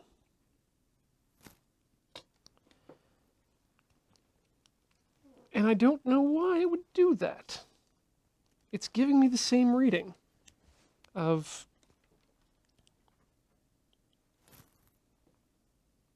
Oh, wait a minute. No, that wouldn't matter. My thought was that, am I pushing down the button and is that causing it to... But no, it's giving me a much... Once it's soldered in, it's reading at 2.9. The chat has some suggestions.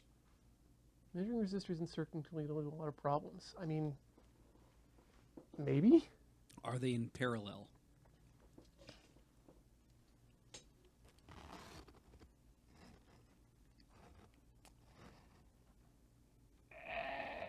And also, are the resistors what controls the LED lighting?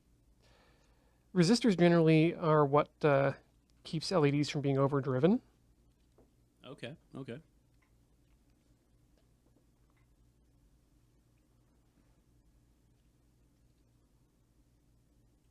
Well, I mean, there's, like I said, there's another option. Well, let's plug it in and see. Let's just test.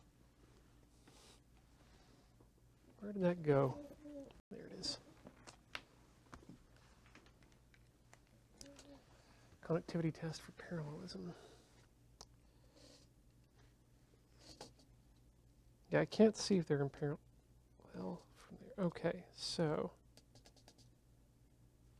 there's that one's still not on. That one is still not on as well. Do you have a circuit diagram so you can actually chase which one's No, lighting? I do not actually. Okay. I figured that would have been the first thing you went for anyway. Well, those are those ones. Before we resolder another one, do I have that one that I took out here? Where did it get to? I guess the last thing I'd ask is also, they do say in the manual that all lights should light up upon. Yes. Okay. That they specifically say. Yeah, cool, okay. I'm just going to test this resistor outside here as well.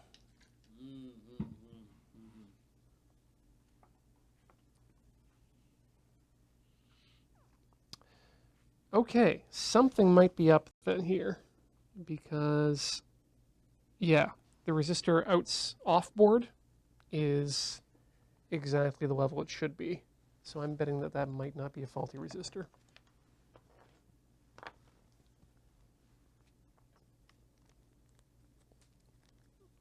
Are those resistors the ones responsible for controlling the LED, or are they detecting which button is pressed? Good question.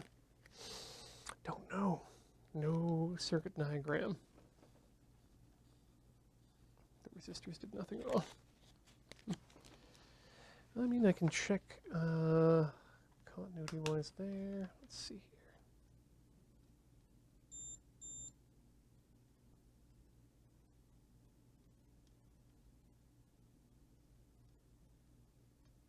So it looks like the top ones are switch-based ones.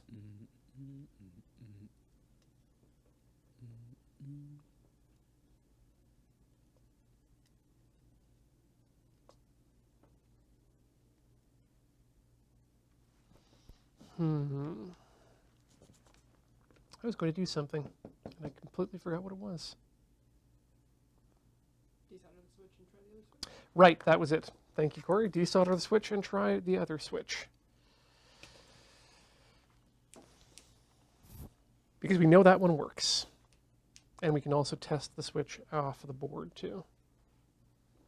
So let's suck first, and then wick.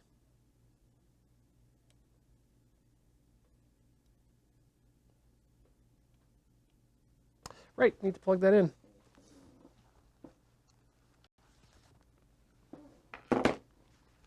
Once wired to a closed circuit, it would be surprising for you to measure a different resistance. It would be, wouldn't it? But Would it be faster if you had a power bar? nah. Okay.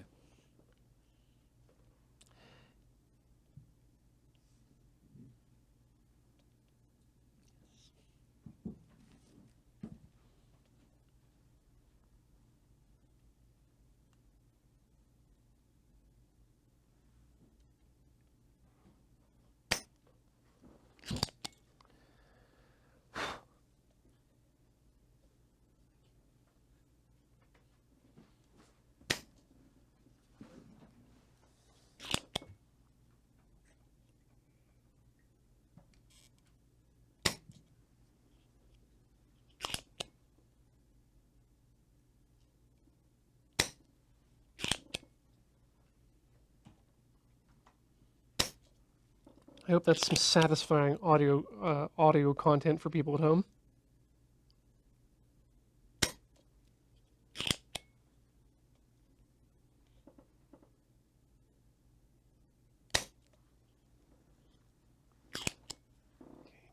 More there. Okay, now the pry job.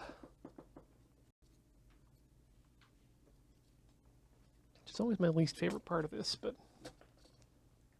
thank you. Do I have a better pry bar for this? Nope, that's going to be the best one. Okay. Use the end of a screwdriver.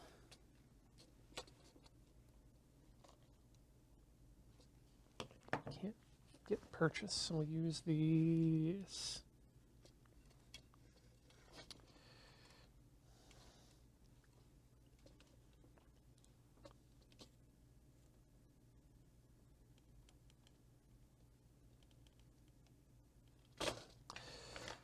Usually I can get me, I'm going to take these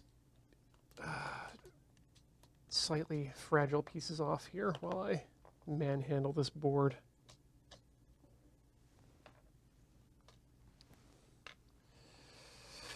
All right.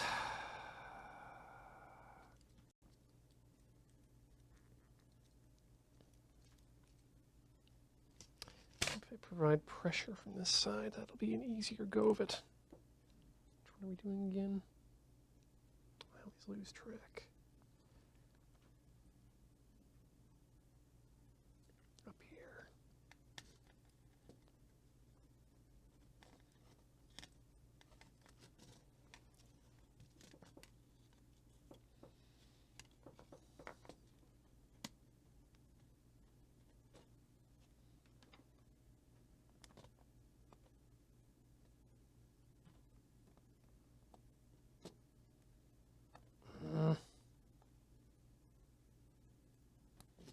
The problem is they're pretty tight to the board to begin with, so getting it lifted is not an easy task. I'll braid it a bit just to see if I can get any residual stuff off.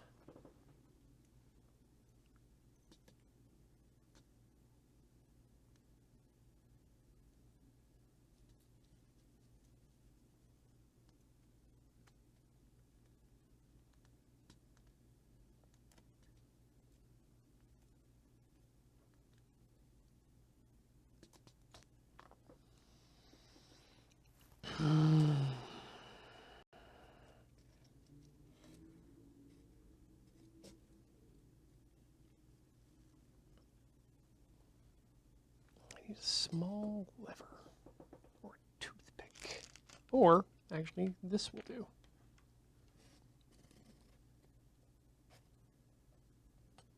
Or will it? It probably won't.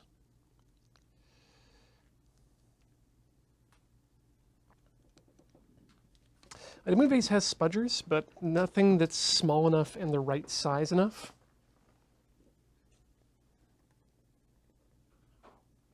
To get under here, because it's a very, very tight space.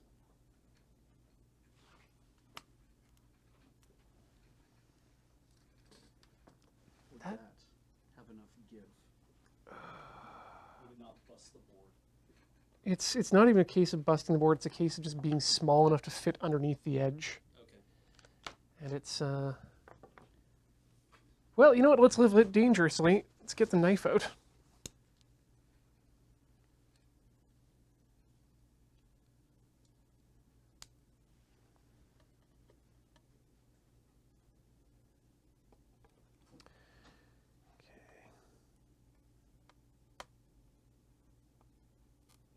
There we go. Okay, that's good enough. Just enough to get it started. And then we can get something else underneath there to continue the process.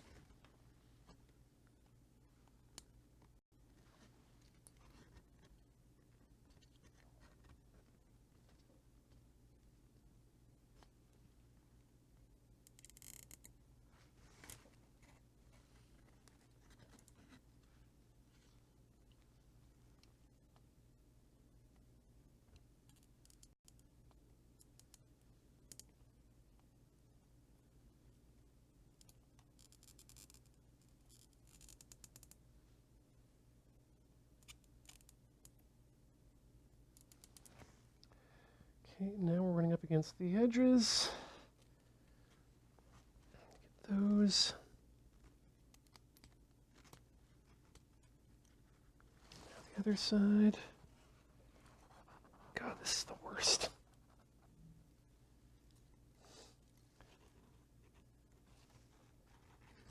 There we go.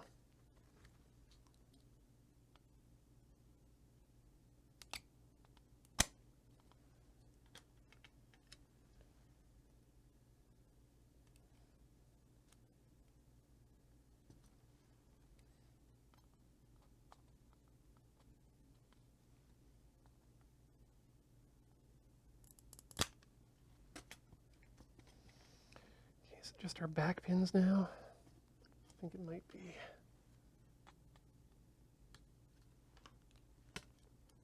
It's getting warm in here too.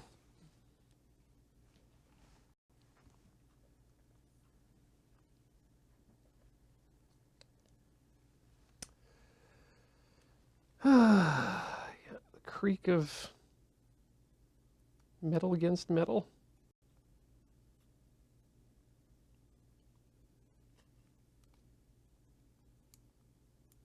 Why won't you release?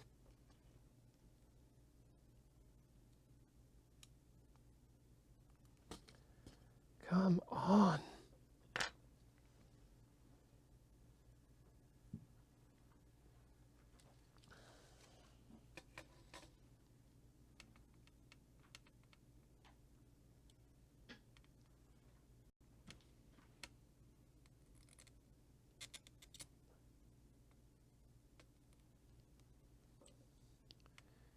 Using the forbidden technique.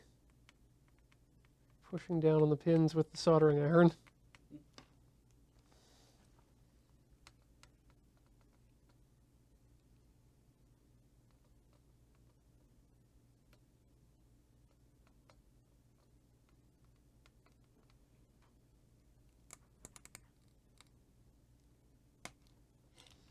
Oof. Well, that's a pin broken off, so that's always good. Let's see if we can get at it from the other direction here.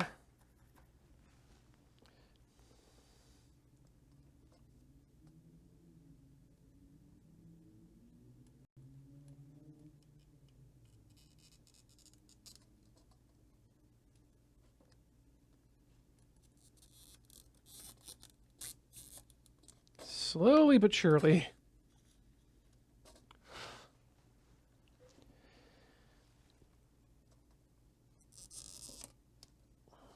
Okay.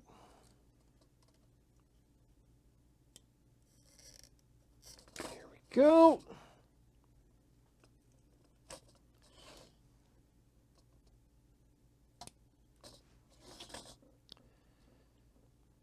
Oh, almost.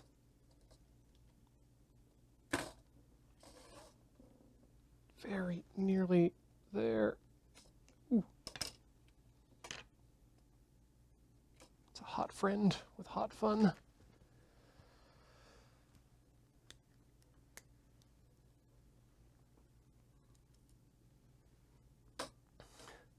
Pyrojack, the reason I'm trying to remove this particular piece from the motherboard is because it may be faulty, or there may be another problem elsewhere in the board, or with the construction somewhere. There we go. Whew, released. Okay, let's apply voltage and see what it does.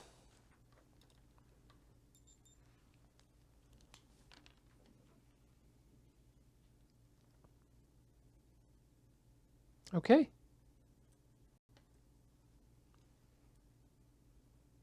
Does the other one work?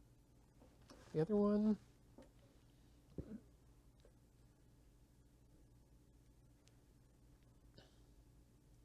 Does work.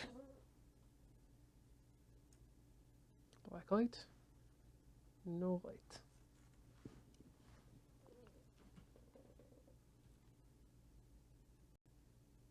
Yep, no light. Okay. So that's good to know. I kind of feel like we should desolder the other one too.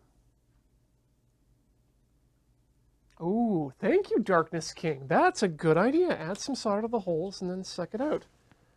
Although they actually, except for one hole, they actually look pretty clean. So, yep. I'll try cleaning one hole here.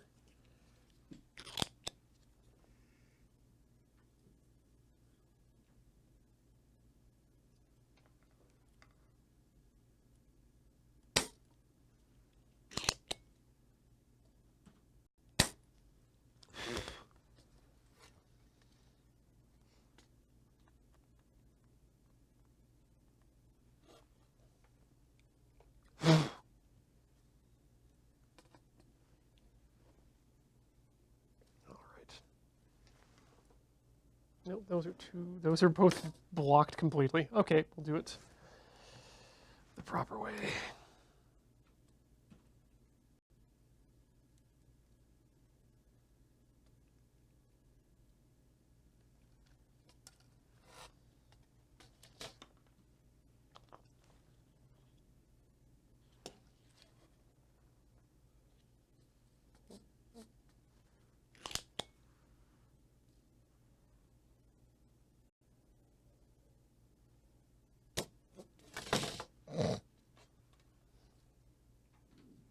That didn't work the way I wanted at all. Do you need another set of hands, or? No, no. Okay.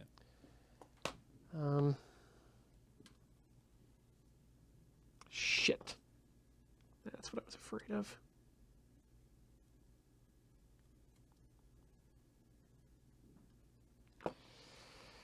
Lifted pad.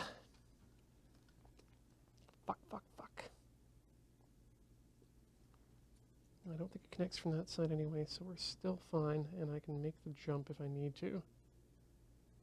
But I don't want to play around with that side much more.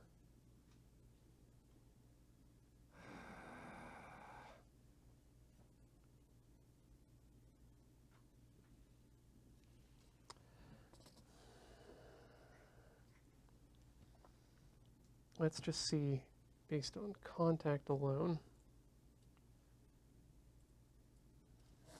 from the other side, if this lights up on, if this one lights up when it's plugged in.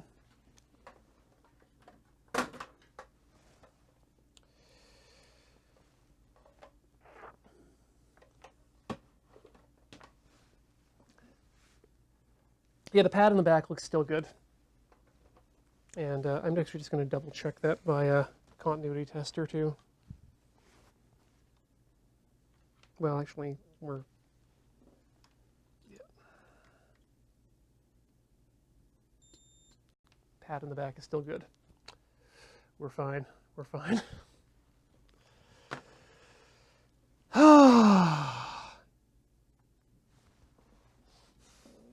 Gulp.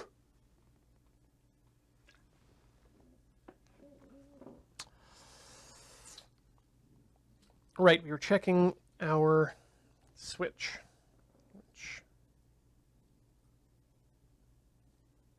This way.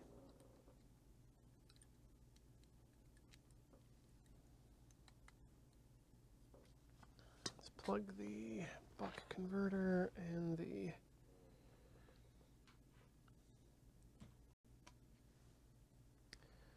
thing back in.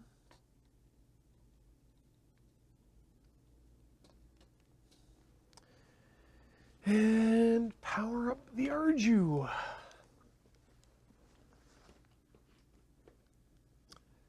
We know that is.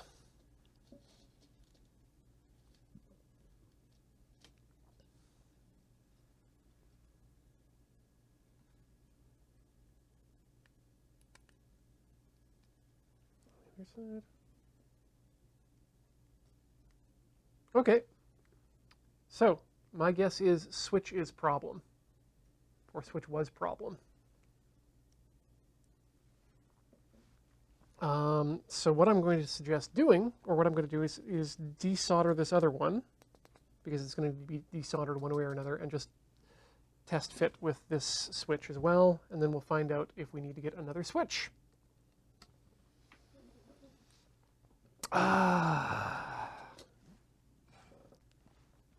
Just. Well, they're not all successes.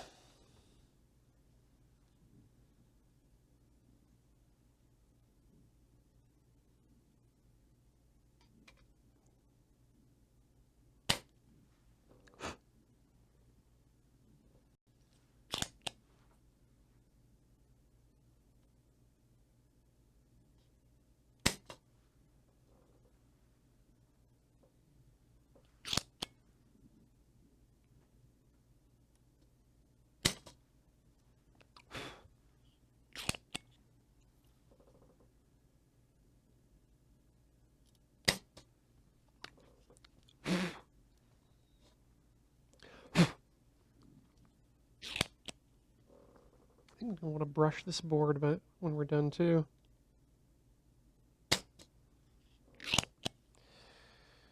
Yeah, the solder sucker works a lot better when you get right up in there. Okay. So now we'll go back to the other side and give it a little bit of leverage while we lever it up.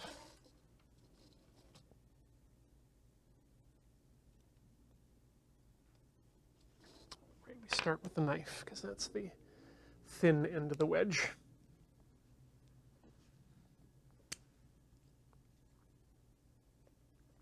Fun fact, Skeletool meant for one-hand opening, but not for left-handers.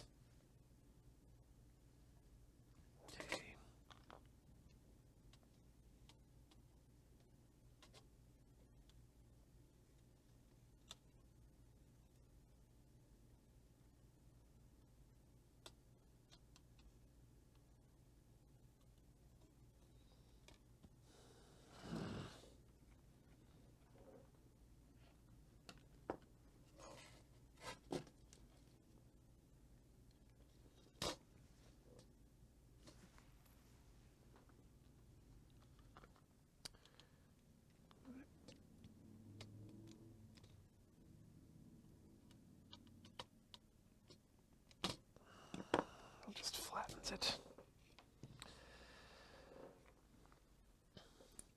Anyone in the room got any good suggestions? My suggestion is grabbing the button body from the top with pliers and applying pull. Full force there. I'll take it. Corey suggests that we pull from the top with pliers. And I'm on it. So somebody could support the board, and then somebody could grab it with the pliers. He's trying to make the button stable. Right. So that It comes out straight. No, that's not the issue. Oh, I'm sorry. It just needs a force to come out, because there's I need Okay. to push against something Okay. so that the pins actually do come out. Do you need another person to... That no. that's not going to assist, unfortunately. Okay. But thank you. Sorry, I thought you were going to like put the soldering iron on the back to try to get all the pins heated up so that the solder would flow out. The problem is, yeah, solder cools really quickly. Right. Let's try this. I think there's enough space for a wedge on this side. If I use a very small screwdriver like that, I should be able to get in there.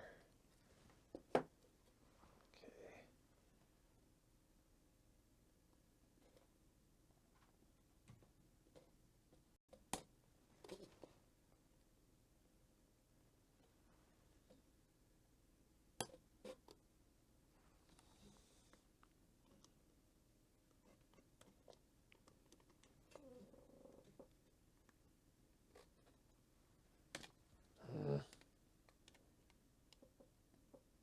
There we go.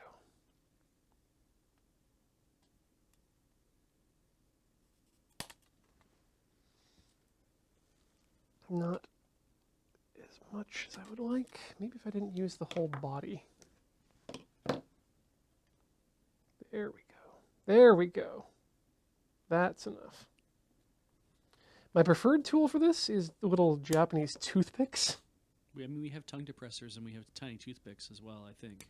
Ooh. Do you want me to go get one of those? Yeah, if you could get a Japanese toothpick, that would be great. I don't know if we have Japanese ones, but You can also cut off all the little leggies. Yeah, I could do that. You're not going to save the component. No, there's no reason to. these, I'll go get our actual toothpicks, which are more like pointy wedges. Yeah, that's what we need.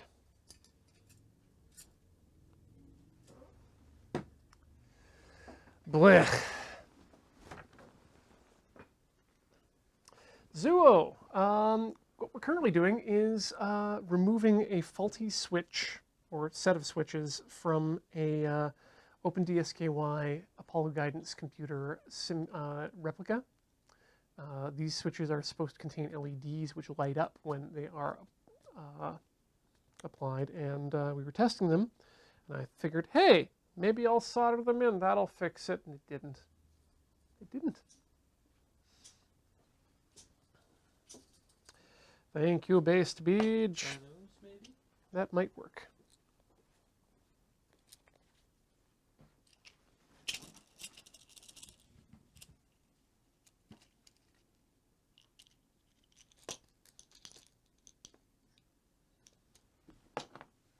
Oh, these are...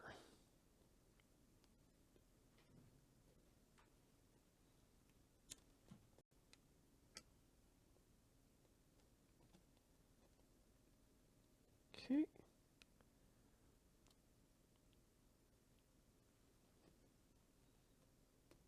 There we go. That's in there.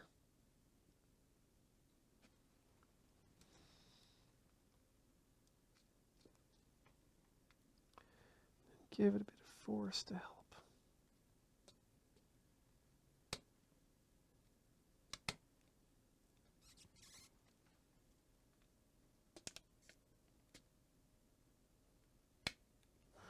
Yeah, I think I'm going to move to the cutty stage.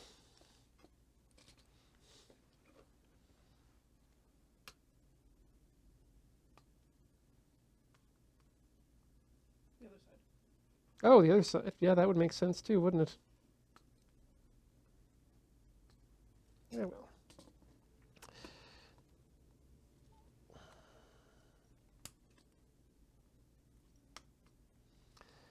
Thank goodness for nippers.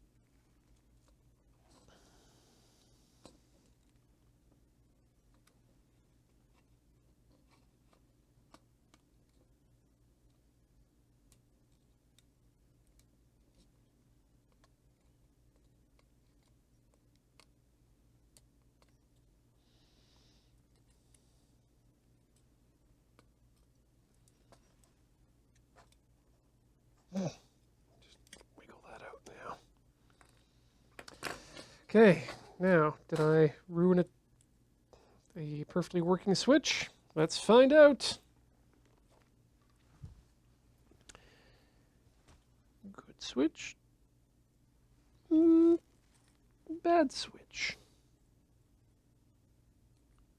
Thank goodness bad switch is bad. Otherwise I would have had to feel bad. Okay, now I need to find out where the hell I order these from. And also desolder that area.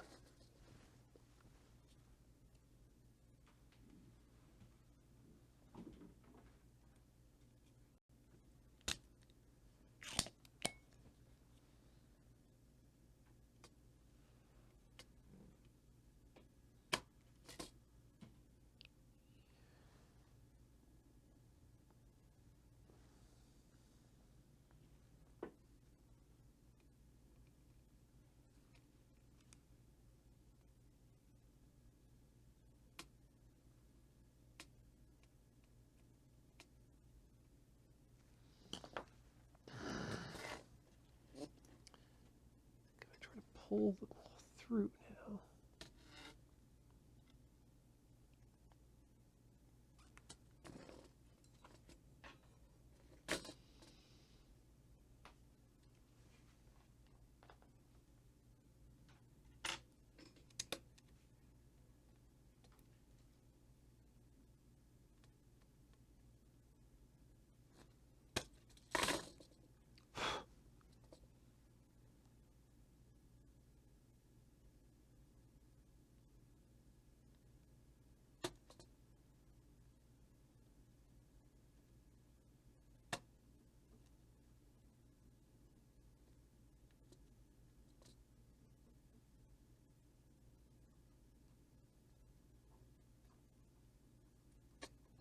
Sorry for the lack of mouth noises from me, but this is fiddly work.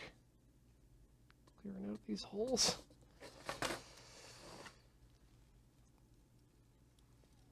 Okay, I can just grab them from this side now.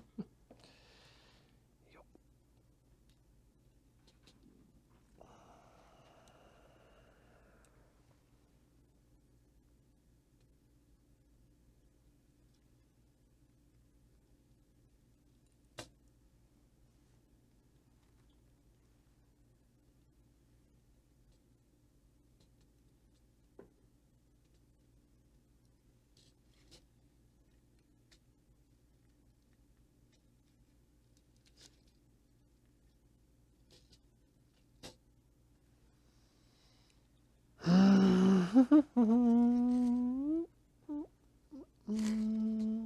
Dirty AF, but that's fine. Oh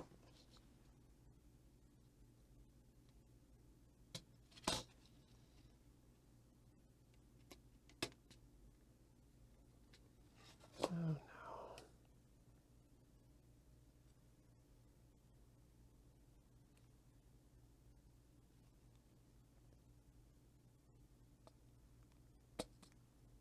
There we go.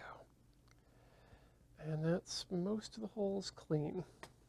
We'll probably have to clean them out when we get back to it, but for the moment, we're gonna call those holes done. Do we want to try getting one of these in here? Might as well, right? Going to like just not push it all the way in, but test it in the spot. Might as well, yeah. Yeah. Let's see if that works. Cathode is on the correct side.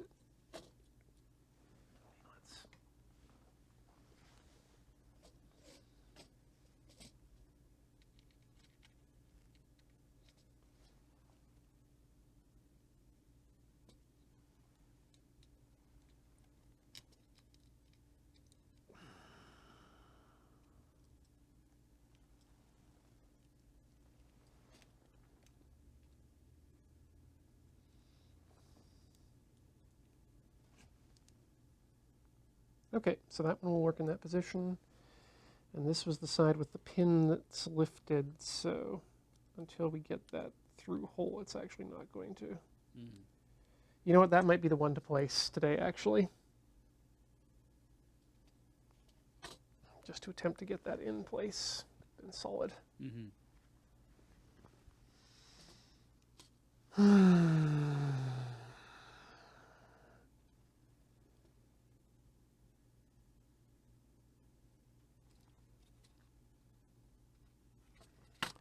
What a terrible day.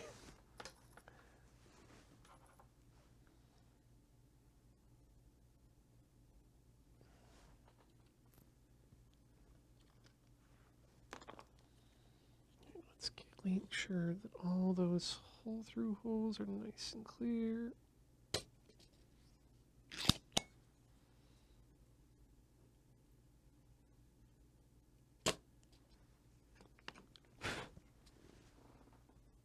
Okay, that's one side. I'm worried about that side.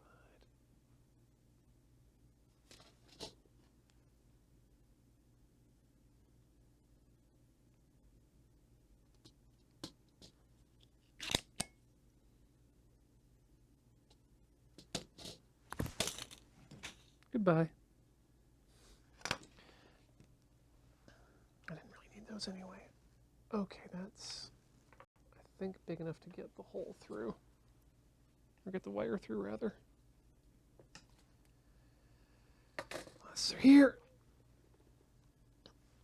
This is the good one. Let's place it in place and see if we can get it through. Cathode on the left-hand side. Place the cathode on the left-hand side. Glad I wasn't the only one thinking that.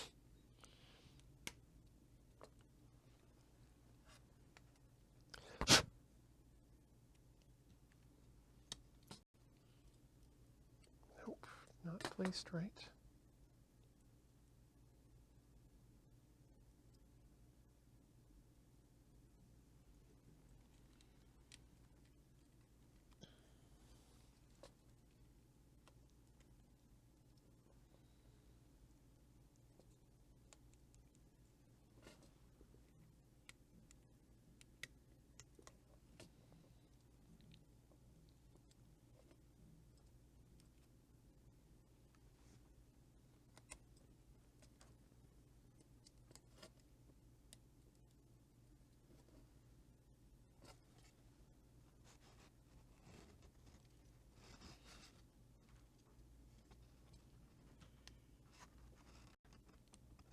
Oh, Bobby.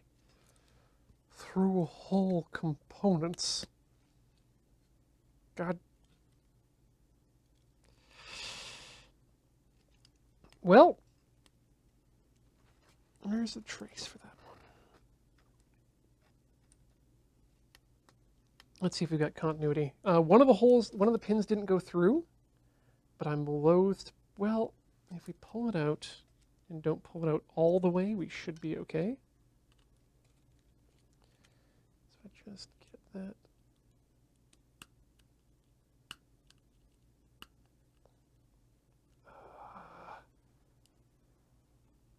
This is the worst. Because I don't want, the last thing I want to do is try and line up the small pinholes again, because I can't guarantee I'll get them through.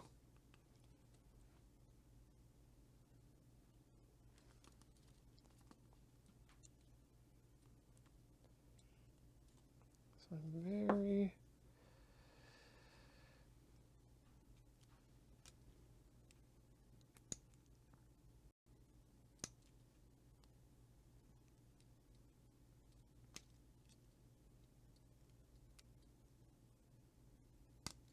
I'm very carefully trying to straighten and position these pins.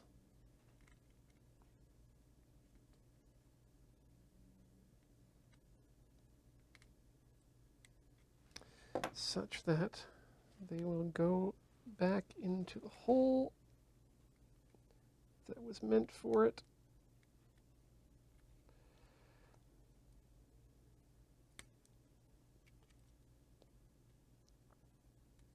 Okay.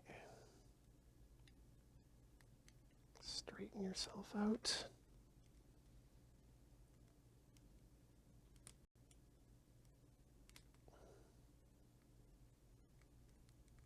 I need new glasses. Okay, hold on.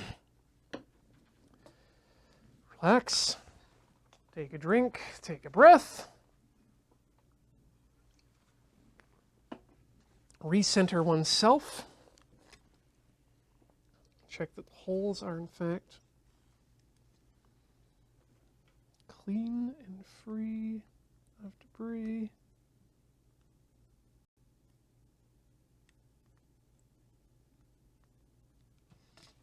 Which they were not necessarily. So let's apply a bit more braid. Braid was just shockingly expensive for what it is. It's just copper braid. Yep.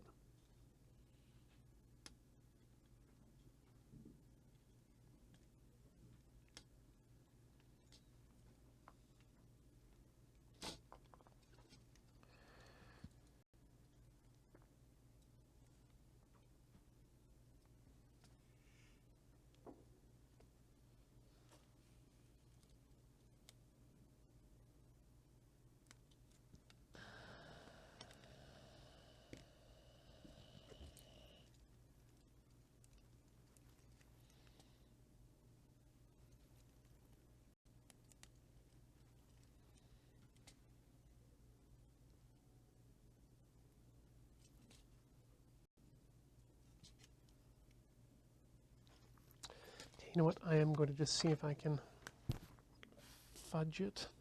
Fudgy the whalet. Here's your continuity.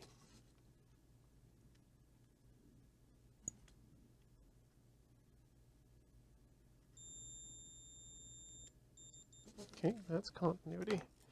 So I can fudge it.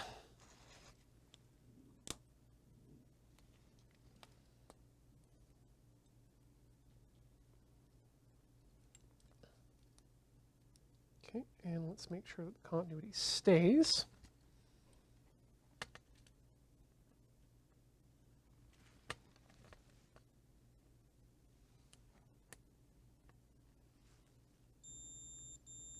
Good. Okay, we're fine. Let's power it back up, make sure that it's working. And then we'll have done something.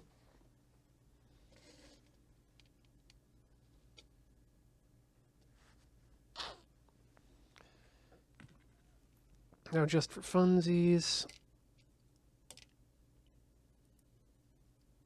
if I reconnect you, do you do anything at all?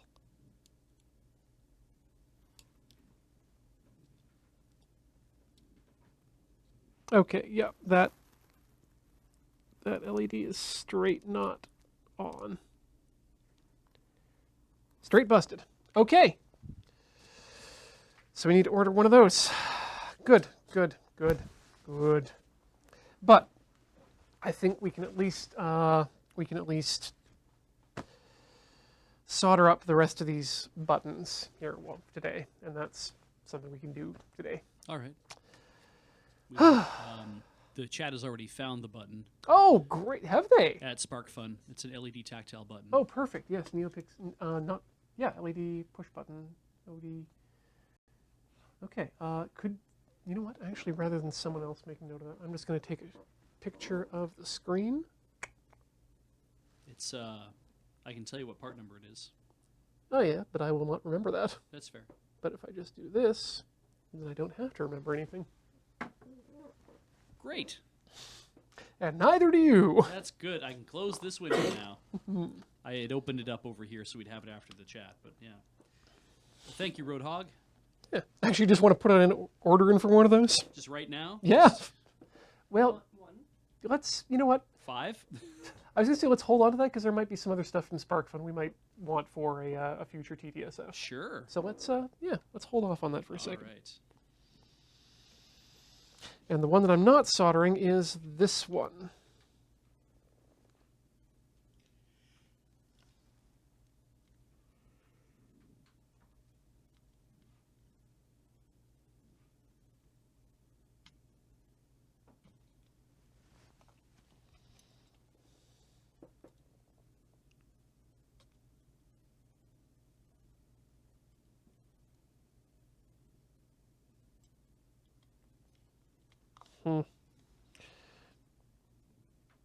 That one's going to be a harder one to get at.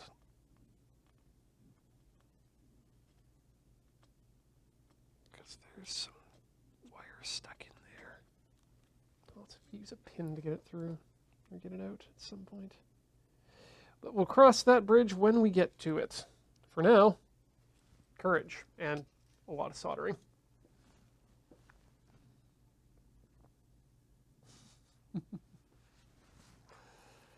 The shipping option you want is now.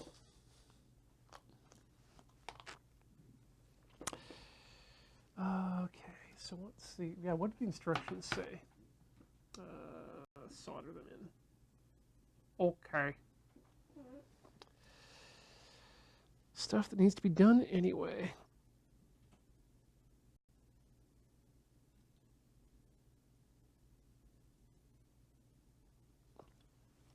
Hopefully we didn't waste too much time on that side trip. But you know what? Projects don't always go as planned.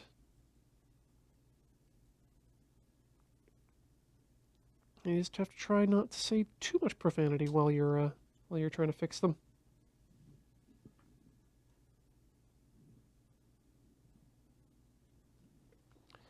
I've also turned down the heat on my soldering iron just a bit because it's getting pretty fast there, and just the fact of lifting pads. God, that takes me back to my very first soldering job, which was trying to install a mod chip on an original Xbox. And why, would you ask, was I doing that? Because I was giving it to my parents as a Christmas present. Because they lived in an area they couldn't get cable. So back in the old days, I would download movies on DivX and put them on CDs. Then they could use the Xbox to watch them with Xbox Media Player.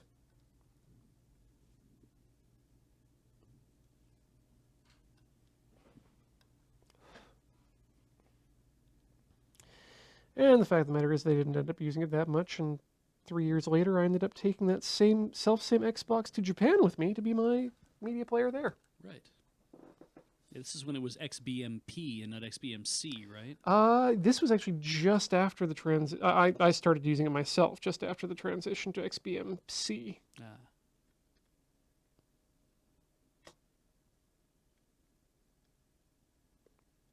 And I love the fact that the Plex system started off as just a Mac port of XBMC. Mm.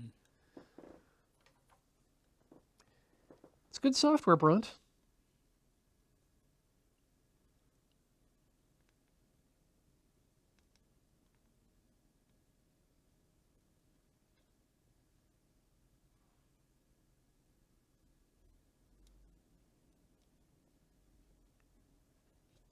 I'm going to turn it back up just a bit here, now that we're back at Krispy Kreme, just soldering things in rather than desoldering them.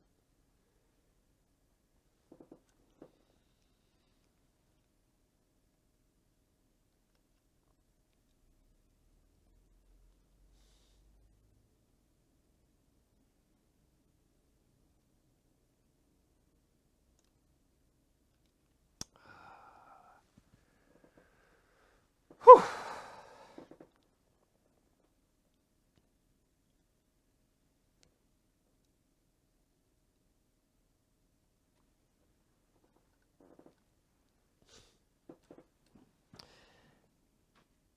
I do want to remind everyone that I do enjoy doing this.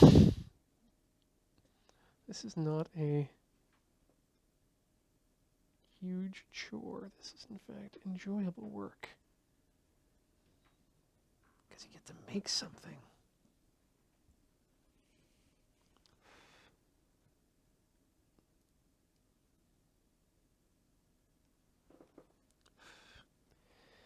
And being able to make things is becoming a, especially electronic things, is becoming a bit of a rare opportunity these days.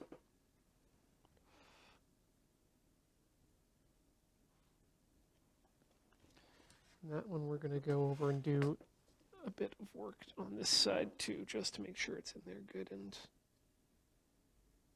tight and properly connected. Exactly. Challenging does not necessarily not equal unenjoyable. Speaking of which, Alex Stacey has recently started his run-through of Demon Souls, the From Software Souls game, which I believe is also difficult, because it's a Souls game, but fully enjoyable.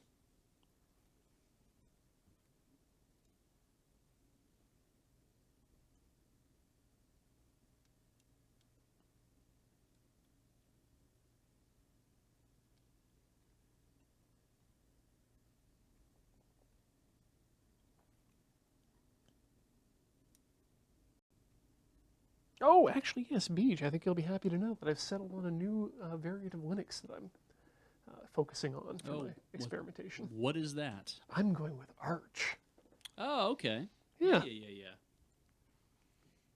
That's a fine, perfectly serviceable version of Linux. Yeah. Yeah. I mean, they mostly are. Yeah.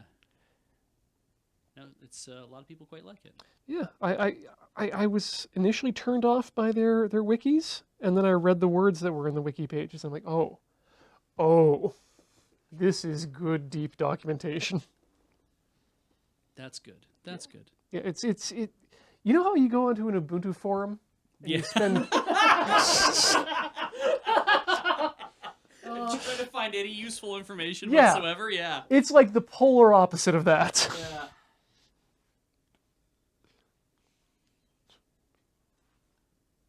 Uninstall apt-get worked for me. Oh, God. So I was on a Reddit thread the other day. I can't remember what it was for, and someone had given the advice, like uninstall some package. It was a Mac OS problem, but it was uninstall Python worked for me. Yeah. And they were in the comment thread like 8 times. Just saying that over and over? It's like, I swear to God, they must have copied and pasted it. Wow. And each one had a like 2 or 3 upvotes. Jesus. Like, that doesn't solve the problem. That gives me a different problem.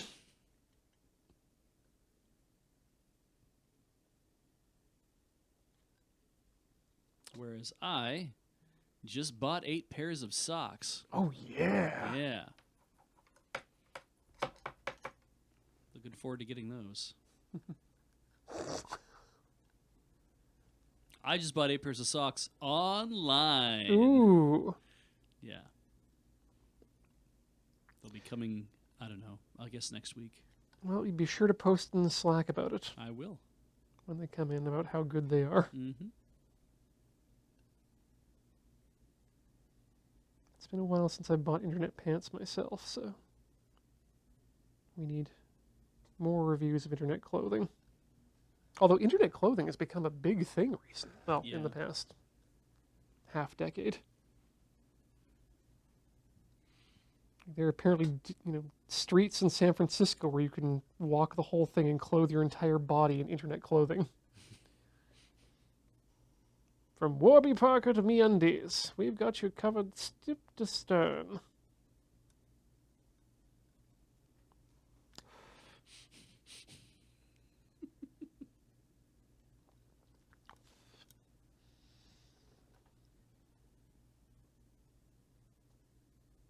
The 8 pairs of socks to go with the other 4 pair that I already have that they match perfectly. Oh, so you already know that they're good. Yeah, I have 12 pairs. I will have 12 pairs of these socks when they arrive. So walk me through why 12. Without, unless you don't want to give away too much more information about your laundry schedule. It works out that I'm able to,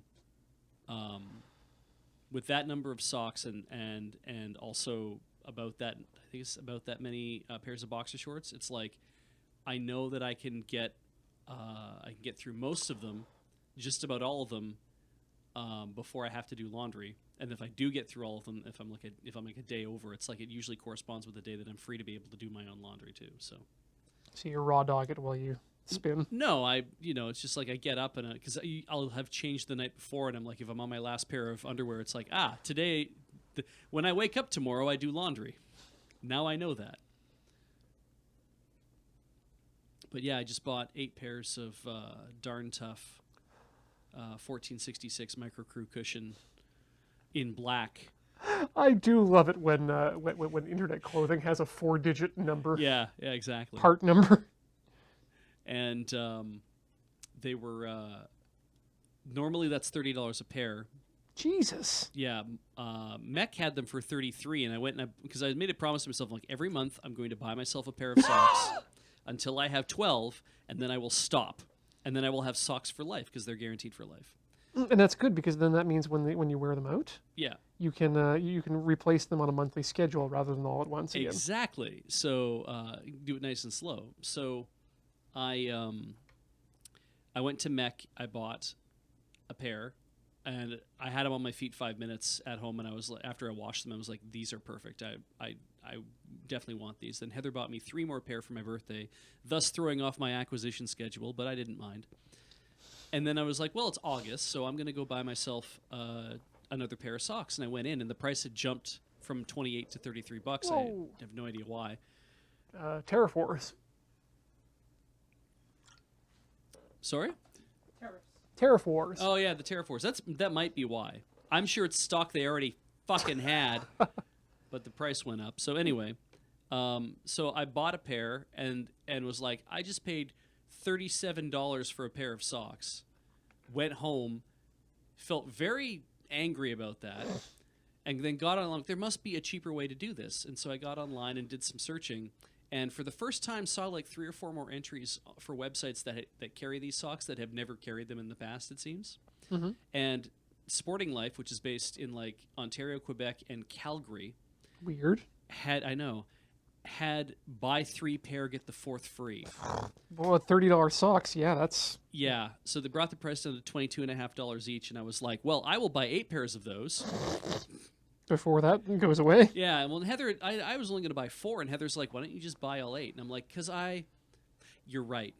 Just do it now so I don't be like mad about it later. And she's like, yeah, just, and I'm like, I'm spending $200 on socks, but that means I'm not spending $300 on socks.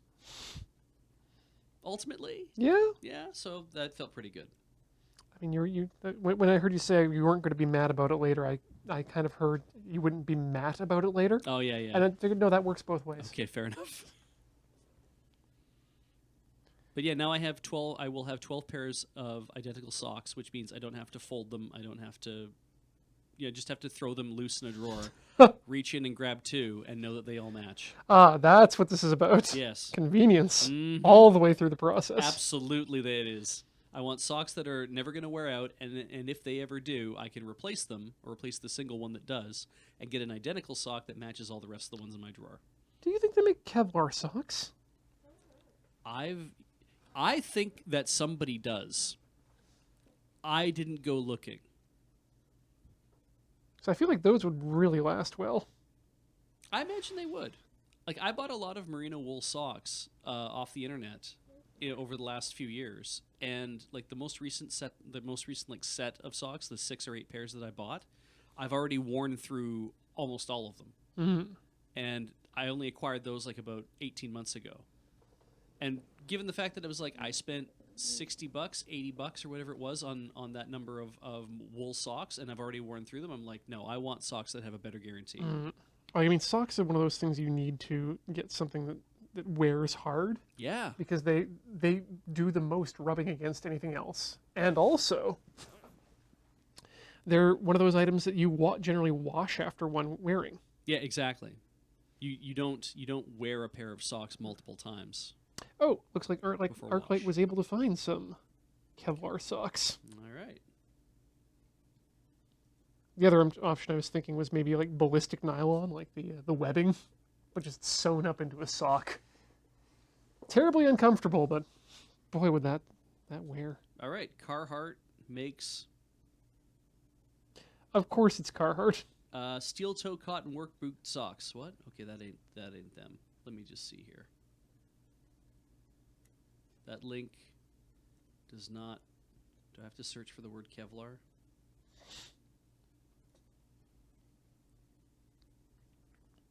Yeah, we're only 2 or 3 weird searches away from being on a watch list. So Yeah.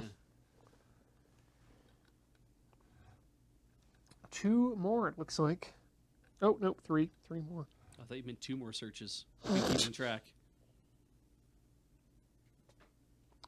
And it's hard in Canada to find stuff that has like, because people be like, "Why don't you buy these?" And I'm like, "Neat, not available here." Mm-hmm. They actually, Darn Tough just added a Canadian distributor to handle their warranty issues. Oh, good. Yeah, so I felt pretty good about that. Actually, that matters a lot. Yeah, because when I went there a few months ago, it was like, you have to mail these back to Vermont, and I'm like, oh, well, that's fine. I'd rather do that and get a sock back. But then they're like, oh yeah, just mail it to, we have this place that handles all our warranty issues now.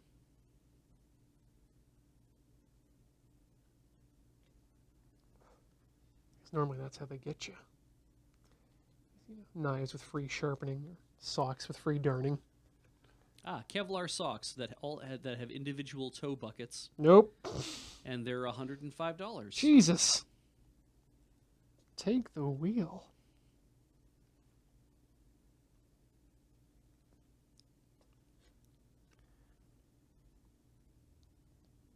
Yeah, I once bought as a gift for someone one of those like 100-year hoodies. Oh yeah. Like, oh yeah, I expect the construction a lifetime warranty. Just mail it back to us, Yeah. and then pay for it's. If the shipping was free in one direction, Yeah. I'd be okay with it. Yeah.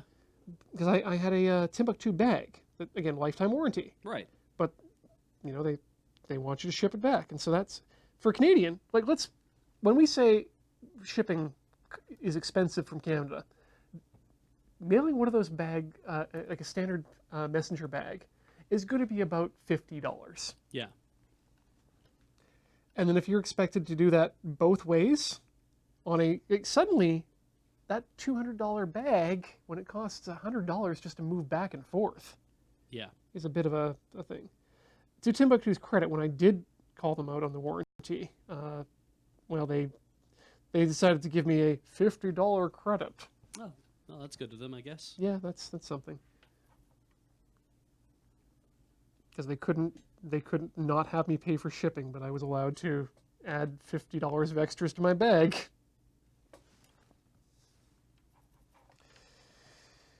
All right. Because it didn't cost them $50. No. No. Well, I mean, the shipping might cost $50, but they're not.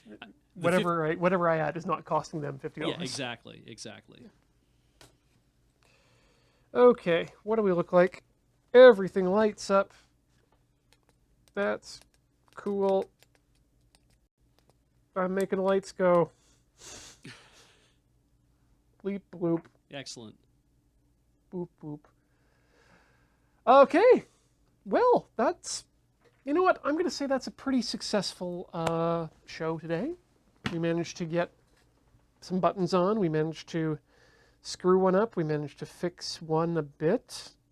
There's nothing that we can't fix that's bad that we've done to this.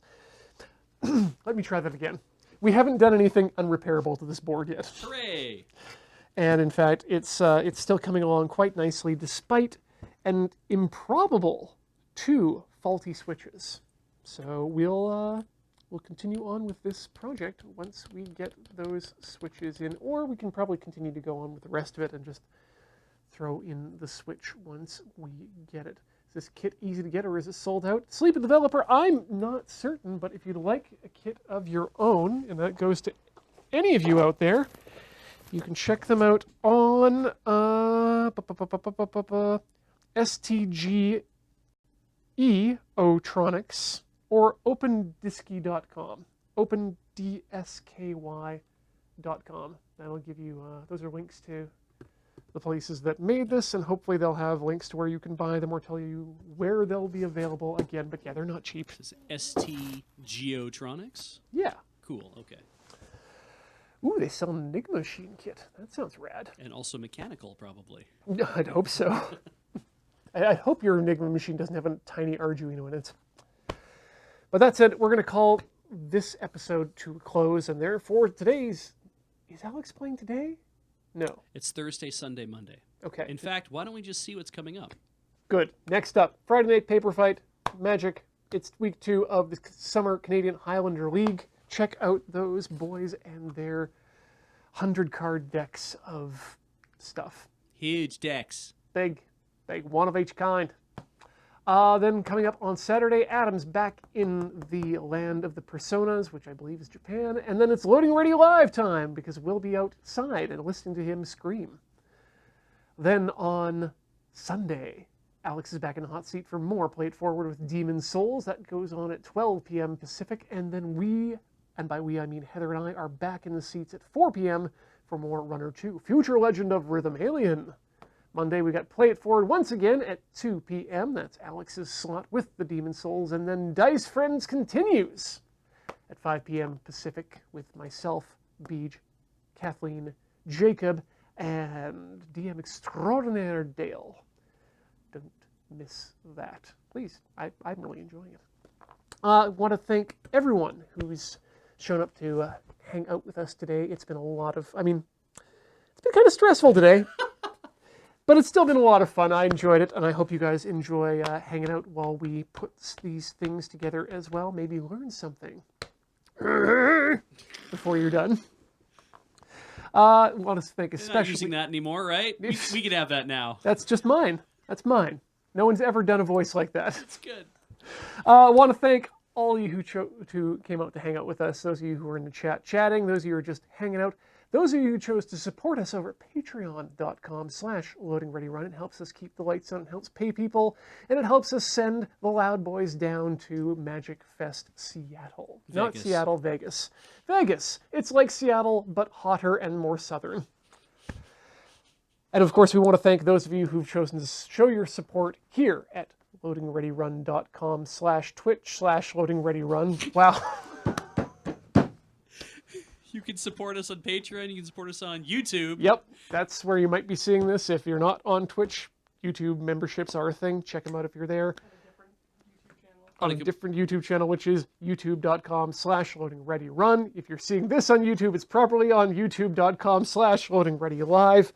Boy, it's just going to get more complicated. It is definitely, and I think we need to make sure to tell Paul that we need to make sure to do a redirect from loadingreadyrun.com/twitch/loadingreadyrun. Just so people can get there. Right. Want to especially thank specifically the people who we have had subscribed today. I saw some of them, but I don't know who they all are. But I do know that Ninja Mummy Ramsey subscribed for 45 months. Thank you so much for your support. Jelkamantis has been around for 37 months. Thank you. Hey, James, for 9 months. That's a sub-babby. Cynical Cyclops 86 is a brand new subscriber. Welcome to the channel. Hope you're enjoying your time. Viral Stitch has been here for 26 months. Hopefully you've enjoyed your time too. Otherwise you've made a very long mistake. Zombie Kira is around for 20 months. Thank you for your continued support. Famomorpho has been around for 6 months, and I'm happy to have you still here forever backwards. Backing up into 23 months. And the Seg, been around for 40 months. Thank you so much for sticking around. Erased Citizen, for 34 months. Thank you. Night Tech 06 for 31 months. Much appreciated. Want to say thank you to Bits 19 for 37 months. And Mr. Sarkan, who's been around for 16. Thank you. Also, The File Clerk, who's been around for 18 months. Thank you for your continued support. And Sing O Muse for your 3rd month resubscription. That's still Prime. And of course, thank you for those 296 bits from Type 1, Railroad Tycoon 2, and E Block for those bits. All right, that brings us to the end of this stream and the end of our broadcast day here at Loading Ready Run. Thank you so much, everyone, for watching. Ever forward, never learning.